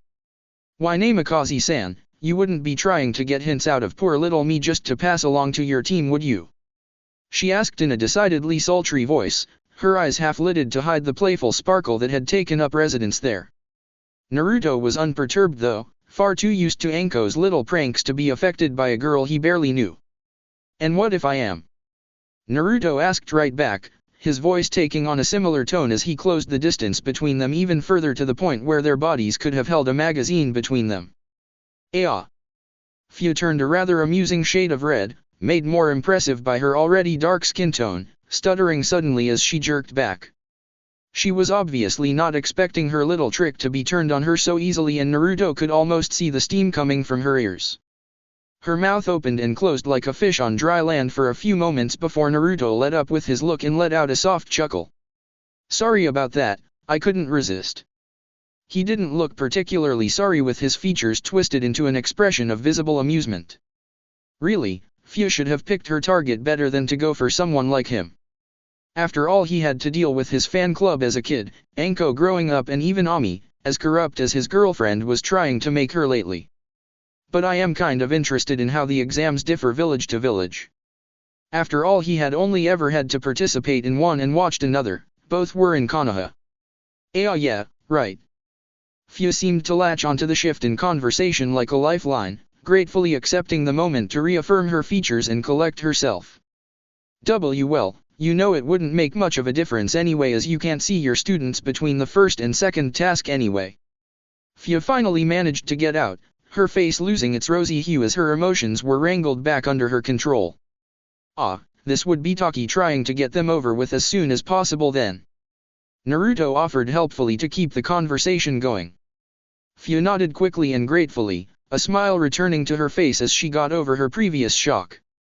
Why yeah, that's right. The candidates all get led to the system of natural caves that run under the village. It's like a maze down there which is made even worse by the disorienting genjutsu laced on the area. Fia continued, confidence returning to her tone slowly but surely as she spoke about more familiar topics. I remember, I felt that when we were being led into the village. Naruto muttered to himself. Fia heard and nodded quickly. Yeah, bet you also noticed you couldn't break it for some reason. Fia interjected, earning a quick nod which made her smirk. The genjutsu is constantly held by the chakra coming from the tree, same as the one spanning the village. She patted the large branch they were sitting on as Naruto looked up into the soaring canopy high above them. He imagined without the genjutsu taking away the sun, the tree alone would cast a shadow over half the village. So, what? You break the genjutsu but it's instantly reapplied because it has an unlimited source of chakra. Naruto guessed with no small amount of incredulity in his tone. He had been wondering about the tree since he had first seen it. He knew that Taki was the main source of chakra paper in the elemental nations and now he knew why. It all probably came from this tree if it was that chakra rich. However he had never heard of a plant being so full of energy before and as if recognizing his expression Fia chuckled softly. Don't even bother asking. The tree's been here long since before the founding of the village far as anyone can tell and will probably outlast it too. Fia explained with what seemed to be her trademark smirk. So what then? Naruto prompted, getting them back on track. Well, the candidates are all thrown into the cave system, told they have to collect one of 10 scrolls scattered throughout, except, there are only 8 scrolls. Fia explained, obviously rather proud of the system for the second test, lending Naruto to believe she had at least in part come up with it. Naturally. Naruto commented with a cheeky smile, ending up getting another punch to the arm for his sass. Right. Fia continued, eyeing Naruto as if daring him to interrupt again. Naruto just made a zipping motion across his lips and smiled innocently. Well, they're told they have to get one of the scrolls and make it back out one of the 10 exits. She caught Naruto looking at her out of the corner of her eye and sighed in exasperation. Yes, there are actually 10 exits, thank you very much, we're not that cruel. However, as if by an afterthought she smirked. However, as each exit is used, they get sealed off. That part Naruto could tell was definitely her idea as she looked almost sadistically proud of it. So they have to navigate dark tunnels, under a disorienting genjutsu they can't break, collect a scroll they don't know the location of and make it to an exit they also don't know the location of. All the while other teams are trying to do the same. They have no idea if any scrolls are left and with every passing minute more and more exits could be sealed off. Naruto summed up questioningly, getting a happy nod from the verdette. Oh, and they have 1 day to do it in. She finished with a bright exclamation, grinning in a way Naruto had seen on Anko's face too many times not to recognize. It was her. I just came up with something amusingly sadistic that you are not going to enjoy but I will, face. And the third task? 8 scrolls would leave you with a lot of candidates. 24 to be precise, barring injuries or less scrolls being collected. Team matches, it's so we don't have to have preliminaries and extend the exams even more because, you know. Fia shrugged unhelpfully with a sheepish smile. Yeah, Taki wants us out. I get it. Naruto accepted with a small chuckle and a playfully dismissive wave. Fu pouted cutely at him, obviously not enjoying being so predictable. Sounds like a pretty solid set of exams, but I still think my team are going to blast through it with ease, you'll see. He finished confidently, a cocky grin on his features that Anko had told him often enough only ever led him to problems. Shouldn't you be going then? Naruto added with a glance up at the sky, causing Fu to gape for a moment. You can already read the sky? She questioned incredulously, only getting a smirk as the redhead put a finger to his nose conspiratorially. He leaned in, motioning for the girl to do the same with a subtle hand motion. Fu did so, her eyes wide and skin reddening from the close proximity to the taller Jonin. Then, when they were almost as close as they had been that one time before, Naruto whispered softly. Nah, there's a clock in that ramen stand over there. Aw damn it, don't do that. Fu shouted indignantly as she shot back, her face still glowing as she glanced in the direction of the shop Naruto gestured to. Sure enough, there was a small clock on the back wall, but it was too far away for Fu to make out the time on. Naruto had good eyes to be able to spot and read it. However, when she looked back around, the redhead was standing up on the branch, a bright grin on his face that was slowly matched by Fu, accepting her temporary defeat. Well, I guess I'll see you after the second test then, take care of my cute little Genin. He gave a farewell wave and turned to leave, only pausing at Fu's voice. You're really so confident they'll pass? She asked, a bit of hesitance to her tone as she wondered how a Jinchuriki of all people could trust so completely. Naruto just turned and waved off all her concerns and doubts with just a glowing smile. I never had any doubts. And with that he allowed himself to simply fall backwards off the branch, vanishing in a vaguely red blur a moment later and leaving Fu to stare after him. A moment later and she had to lean back against the trunk of the tree, a hand up to her forehead as she smiled genuinely. What a weird guy. She had to call him weird, how else was she supposed to explain that flutter in her chest? Chapter 28, Familiar Drama. Naruto found his confidence well placed as sure enough his team did make it through the first round, rather easily if their cocky grins were to be believed. He hoped that didn't affect their judgment too much and make them lower their guard, not with what he knew about the upcoming second task. As it was, he was watching the trio, amongst others, through one of a few video monitors set up in a tall building Naruto would have compared to the tower in Training Ground 44, in purpose at least. It sat at the edge of the cave system and acted as a staging ground for the genin before they were led out to the various entrances, and a waiting room for the Jonin sensei. You guys nervous? Asuma asked, chewing on his cigarette more than he was sucking on it. This was the first time his team had really been out of the village in a dangerous capacity, out of his supervision. I'm not worried. Between Hinata's Byakugan, Kiba's nose, and Shino's Bug's practical immunity to Genjutsu, my team should fly through this test. Kurenai stated boldly, although the sentiment didn't seem to quite reach her eyes. While it was true her team would have little trouble navigating the course, defending themselves was a different issue. I'm sure they'll be fine, even if they don't actually pass. Naruto placated, with a dismissive wave, his eyes flicking between the different screens and gauging the strength of the genin he could see. His team was the opposite of Kurenai's. They might have a bit of trouble getting around, likely relying heavily on Sasuke, but when it came to combat he was very sure they were the strongest team in the exams. He was just lucky that the two male students of Guy's squad had already passed their exams, otherwise they would pose a very real and tangible threat. How can you be so calm about this? I know you're not like that lazy Kakashi, but I thought you would care at least a little more. Kurenai scolded lightly, sending a disapproving glance over at Naruto, who was simply relaxing comfortably on one of the provided sofas. In contrast, Kurenai was leaning on the back of it, her fingers digging into the fabric, and Asuma was pacing a short circuit behind them. I do care. Naruto defended lazily. It's just I know my team can handle themselves against anything in these exams. He never took his eyes from the screens, briefly spotting Fu doing her rounds as the genin nervously awaited the start signal. Oh really? Asuma interjected, pausing behind his fellow sensei. Even against our teams? He threw out with a challenging smirk, somehow managing to stop his acing for a moment. Even Kurenai loosened her grip, leaning back and looking at the redhead with interest. Oh absolutely, your guys wouldn't stand a chance.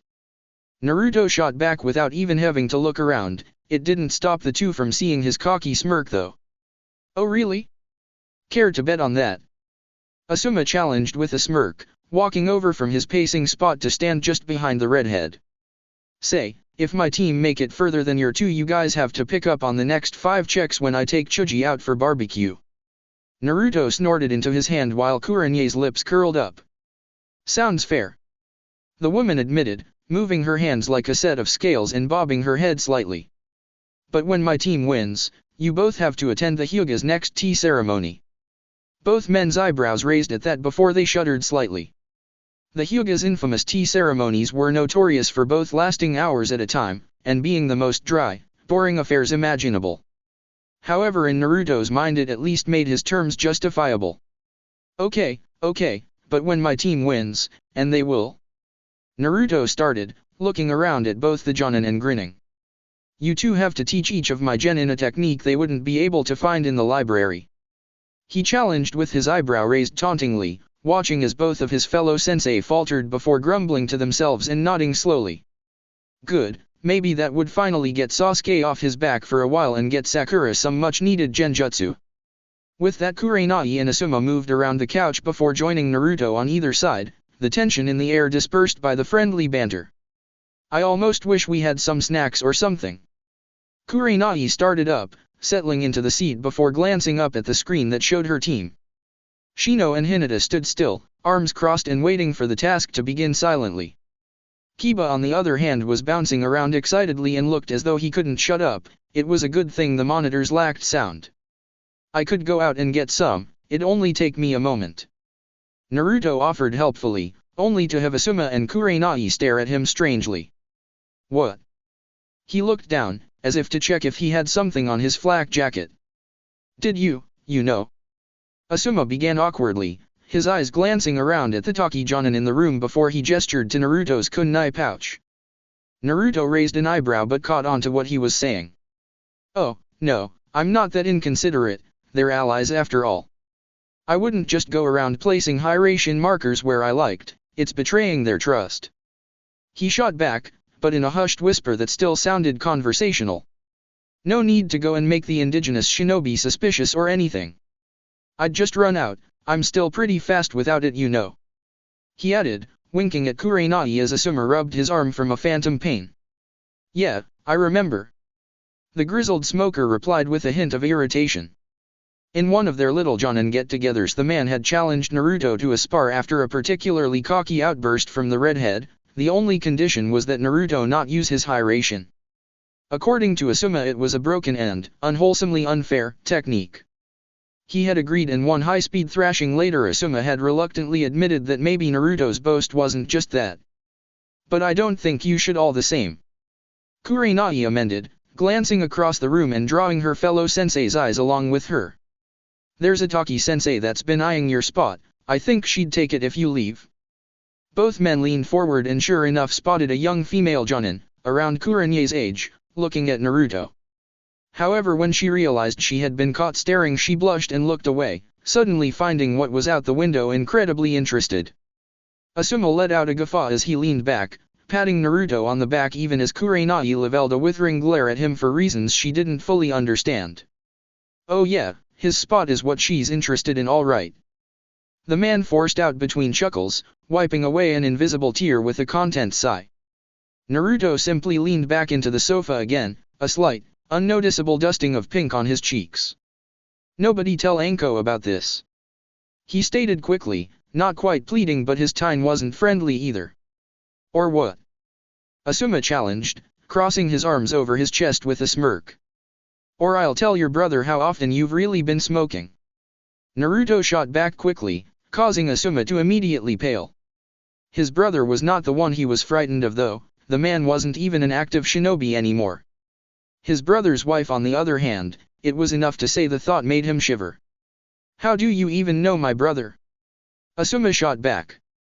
Kano Amaru's father didn't exactly get out much, a paralysed lower body would do that to most men. Naruto just shrugged as the blackmail argument leaned in his favor. Kurenai just looked confused, she had never met the Hokage's eldest son or his wife after all. I've spent more time with the Sandaime than I'd care to remember these last few months. I've met almost the entire Sarutobi clan at this point. Naruto waited before deciding that Asuma was suitably cowed from any treasonous thoughts, nodding to himself with a grin. And what's stopping me from telling Anko? Kurenai piped up, appearing over Naruto's shoulder with a mildly uncharacteristic grin. However, Naruto was prepared for this and replied easily. I'll set Sakura on you. He rebutted, grinning at the instant reaction from the genjutsu user, shying back and returning to her spot on the couch. I'll be good. She muttered weakly, her eye twitching. She remembered the last conversation she had with the pink-haired genjutsu user in training. Let it be said that when Sakura gained a passion for it, she was relentless in its pursuit. Sasuke knew this all too well. Kurenai enjoyed discussing the finer points of illusions and their uses as much as any practitioner of the art. However, doing so for almost 2 hours as the girl took down innumerable notes only to promise to be back the next day? She'd rather be trapped in one of her own techniques. At some point while the Jonin had been bantering, the second task had begun and the displays showed fixed views of the various teams as they blindly searched through the tunnels for the scrolls they needed. Now that they had something else to focus on, the trio settled into a comfortable silence, waiting for something exciting to happen. However, the beginning of the task was rather dull, just the teams scrabbling around in the dark. Only Kurenai's team walked with any semblance of confidence, Hinata's activated Byakugan likely the reason. I hope they play it smart and don't try to search out other teams. Kurenai admitted softly, watching with a hint of worry as Hinata strode through the tunnels with a cold look in her pale eyes. Hinata has had this strange notion that to prove herself as clan heir she needs to fight strong opponents. Her team losing in the second round of the last Chunin exams only seemed to reinforce it. A sigh escaped the raven-haired woman's lips. She was truly worried for Hinata, wondering where the sweet, innocent girl had gone. Well, she'd do well not to search my team out. Sasuke has the very same issue. Naruto commented, actually rather intrigued about the outcome of a clash between the two Jujutsu users. He was sure Sasuke would come out on top, but it was a tricky subject as the Uchiha and Hyuga had been in nearly direct competition ever since the Senju all but died out during the Second Shinobi War. The two families had grown rather good at exploiting the other's weaknesses. It would be an entertaining bout all the same. And you think your team would beat mine? Kurenai shot back indignantly only to have Naruto cock his head in her direction with a lopsided grin. Asuma just sighed from the other side of them, blowing out a small cloud of smoke much to the chagrin of nearby sensei from other villages. Can we not get back into this? The older man cut in, trying to find his team amongst the monitors. It was a rather disorienting setup as the cameras were fixed and the screens kept cycling through the various feeds, only stopping on fights that sprung up. You're only saying that because you know your team is the weakest when it comes to direct confrontation. Kurenai surprised both men with the comment, although it was said playfully it did have a grain of truth to it. The Inoshikacho formation was certainly a famous one, however it was specifically suited for capturing or incapacitating single opponents. In a team situation they were somewhat vulnerable to separation and subsequent overpowering.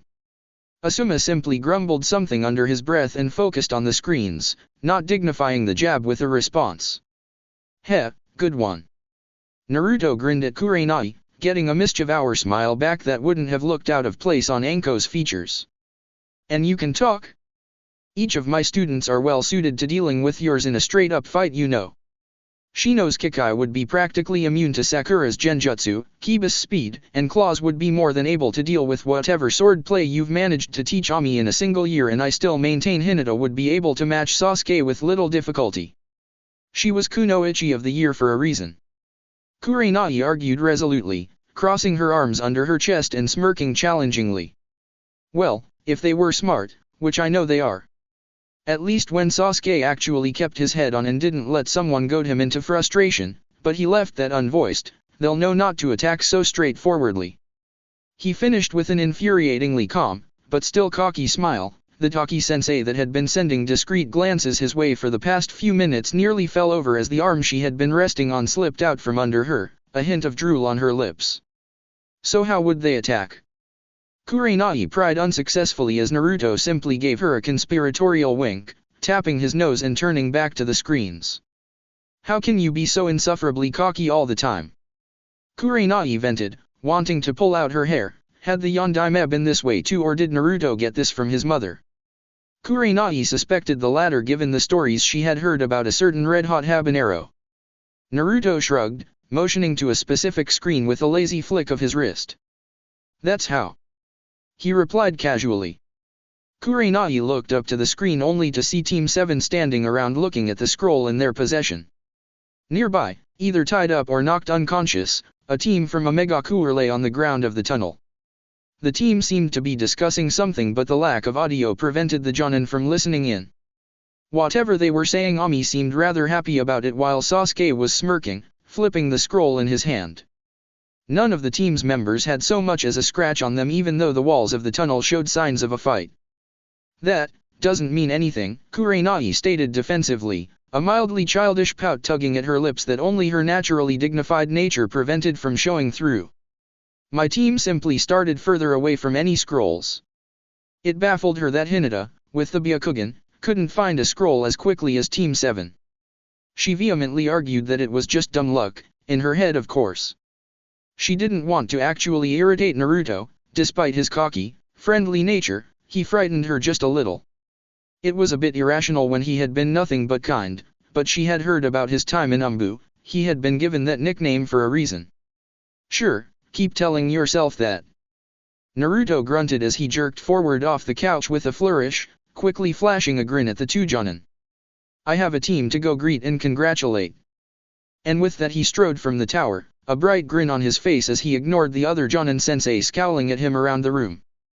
They could still be ambushed on the way out.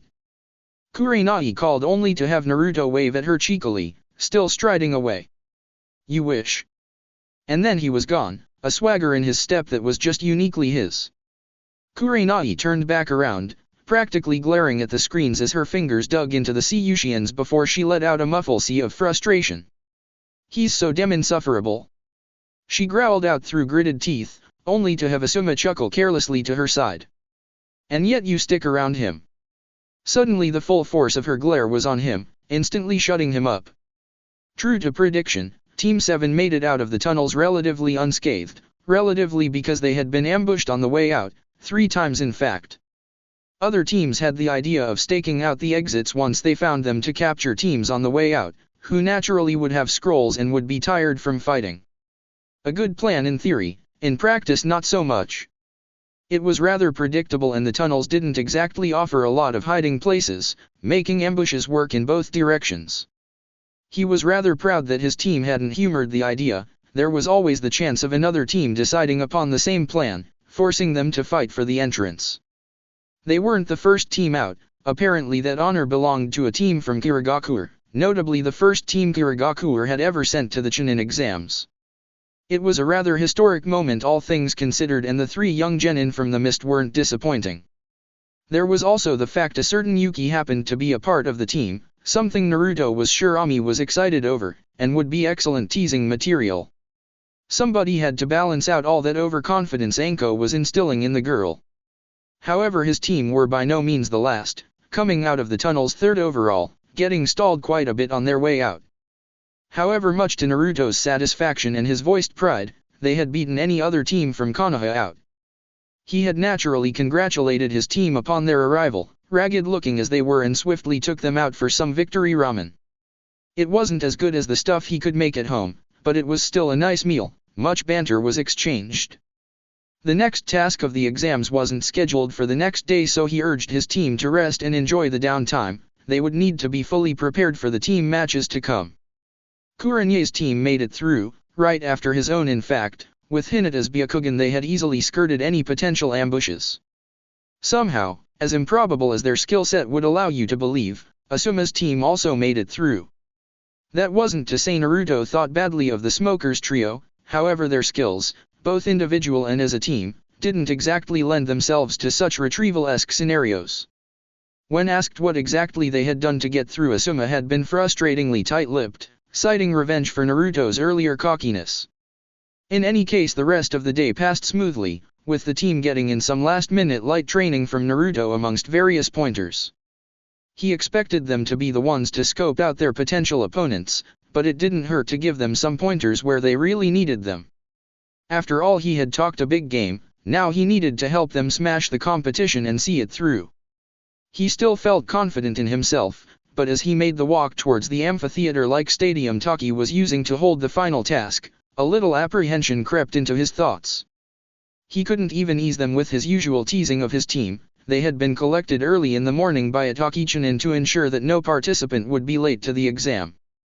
The people here really wanted to make sure there were no delays. After all, they did want everyone out of their village as quick as possible. But there was also the fact that visiting nobles would be arriving, and as a small village they didn't have the political pull to be excused for making them wait. Naruto wondered if the various nobles, in the heavy, expensive clothing, also had to go through the normal entrance to the village. The thought made him chuckle. And what's so funny? A recognizable voice piped up to his side as Fu dropped down from the sky. Oddly enough, though, Naruto was standing in the middle of the street and there were no buildings around to let her fall from such a height. Shaking the oddity from his mind, Naruto put on a bright smile and inclined his head at the foreign jonin. Drenched nobles. Naruto explained casually, as if Fu hadn't just dropped out of nowhere and they had been talking for hours. The verdette nodded sagely for a moment before cracking a grin. I agree, unfortunately they are escorted in via a different set of tunnels. The path is more winding and it takes longer, but there's less wetness. The peppy Jinchuriki admitted brightly, before glaring slightly into the distance. Doesn't stop them complaining about it though.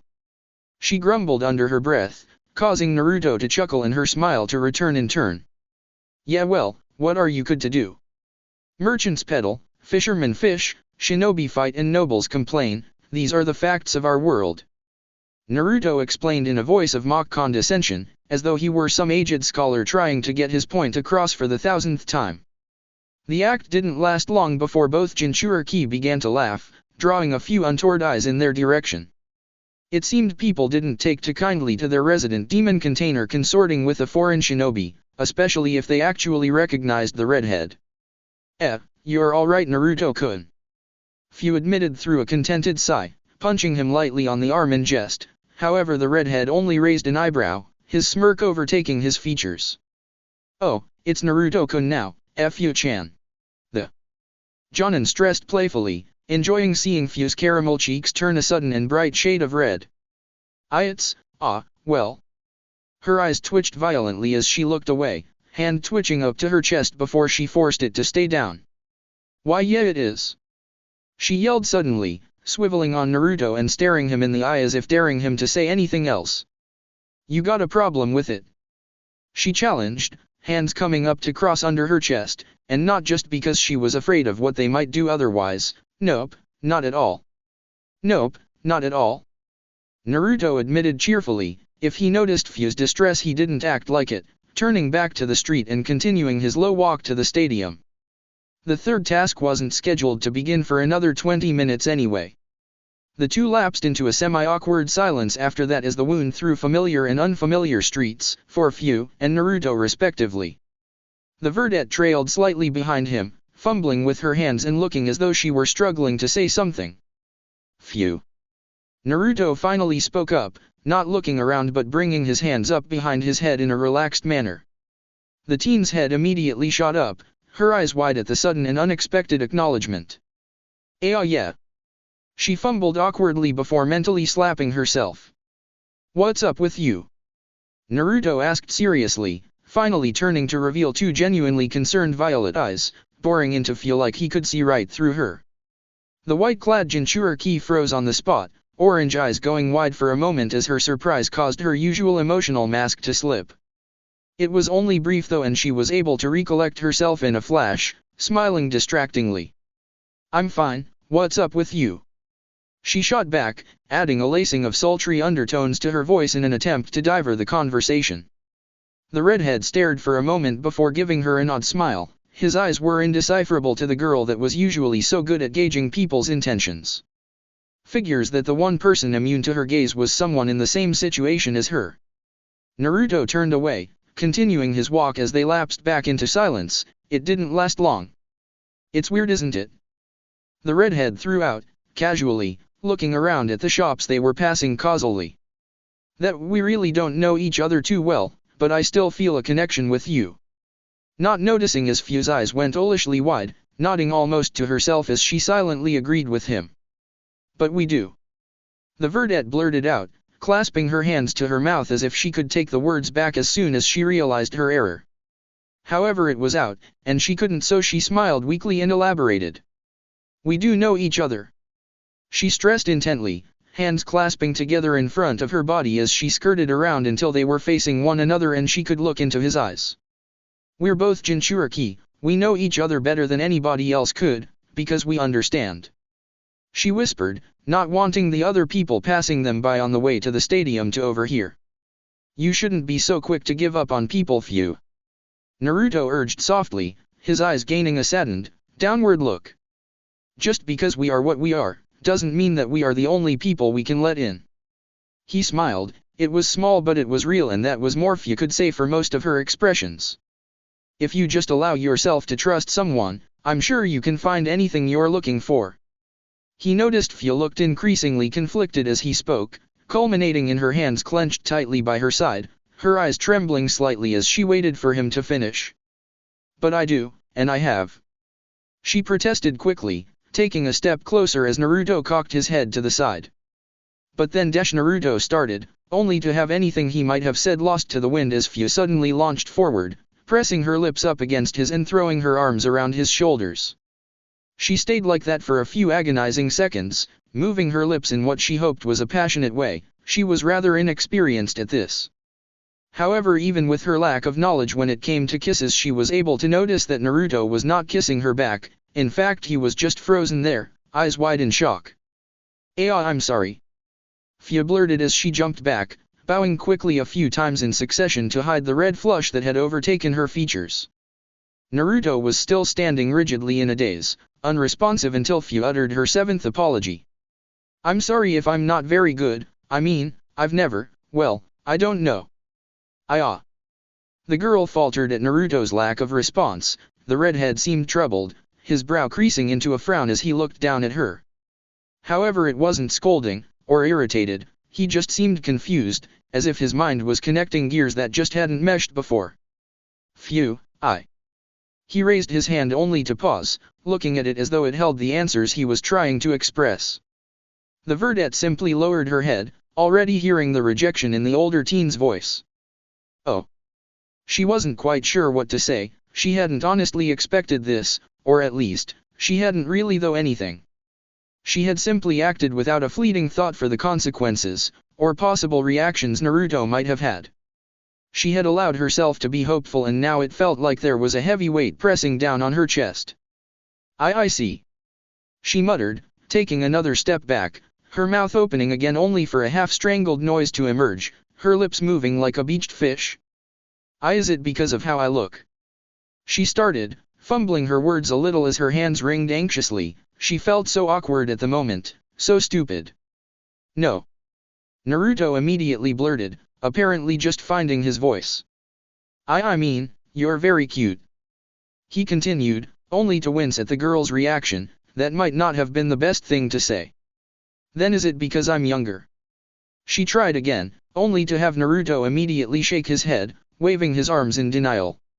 Damn it, this was hard for him. He was used to teasing and playful banter with Anko, but this was real.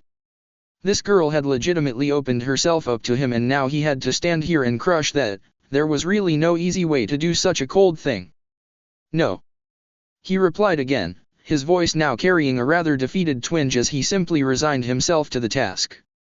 I wouldn't care about something so superficial. It was only 1 or 2 years anyway. That was nothing compared to some relationships he had known. To be honest, Naruto wouldn't have cared about a great many things if they were in the way of love. At least, he wouldn't care if it was Anko. Village, country, age, appearance. If it was the woman he loved and had grown up loving, it mattered so very little. Then Fu tried again, only to have Naruto hold his hand up, cutting her off. He repeated a mantra in his head over and over, rip off the bandage, just rip it off. I have a girlfriend, one I love very much. He stated, perhaps a bit too quickly as it appeared to take a moment for it to sink in for Fu. However, when it did, her eyes widened owlishly. I see. They both just stood there a moment, looking down at the floor with near-identical red tinges to their cheeks. Naruto felt incredibly awkward having to do this, and Fu just felt like the biggest idiot to ever walk the planet. Of course someone like Naruto would have a girlfriend, if even her, a demon vessel, could see how special he was, then any normal girl would too. Why should he, a potential candidate for Hokage, ever go for somebody like her? Why would? Don't do that. Naruto suddenly cut into Fu's thoughts, surprising the girl as he gently lifted her chin so that they were looking into each other's eyes again. "Wah." Fu blurted in eloquently, blinking in surprise as Naruto seemed to read her thoughts. Don't do that. Don't think of yourself like that, ever." Her orange eyes only widened further, wondering if his violet orbs were somehow able to peer into her mind. She had heard people in Konoha could do that. But. She trailed off uselessly, her tongue unable to get around the words. Naruto saw what she was trying to say, though. It was reflected in her face, which, for the first time since meeting her again, was completely honest. Whatever shell she had built around herself had shattered in her embarrassment, letting her thoughts practically shine in her eyes and face. "I'm not reading your mind," Naruto explained with a saddened tinge to his tone. "I don't have to, I've had those thoughts too, you know." He sighed softly before smiling. "The girl I love, she isn't what most would call normal, but all the same when we first started to go out I was worried." Despite this being about the girl who had denied Fu her chance with Naruto, she listened intently.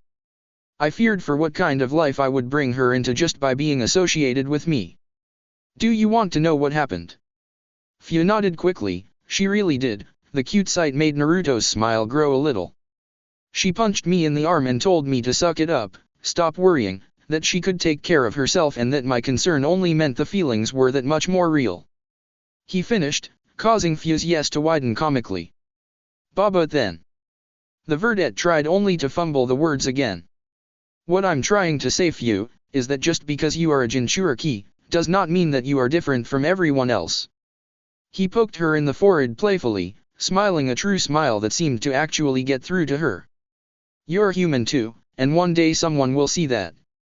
He stuck his hand out and after a hesitant, ponderous moment, Fu took it. "Trust me," Naruto told her with a bright smile, and she did, as Fu clutched that hand with both of hers like a lifeline. She did trust Naruto. "I need to think about things," she finally admitted, letting go of the warm hand a little reluctantly before taking a hesitant step back. "Thank you, Naruto." She bade farewell, only to have the redhead pout playfully. "What, no Naruto-kun?" he chided, earning the smallest of giggles from the green-haired teen before she turned on a heel and decided to surprise Naruto for once. And surprise she did. The redhead's eyes widened to saucer proportions as four insectoid, semi-translucent wings sprouted from the girl's back, buzzing happily as they lifted her up into the air. He whistled lowly at the sight as she disappeared into the sunless sky before shaking his head with a smile. He was sure she'd be fine, she was a fighter, like him. With that thought he turned on a heel and made his way to the stadium, a hand running through his hair. This was going to make him late and he knew it. He didn't need any more comparisons to Kakashi from Kurenai. That's it for part 7. Thank you for watching and see you on the next video.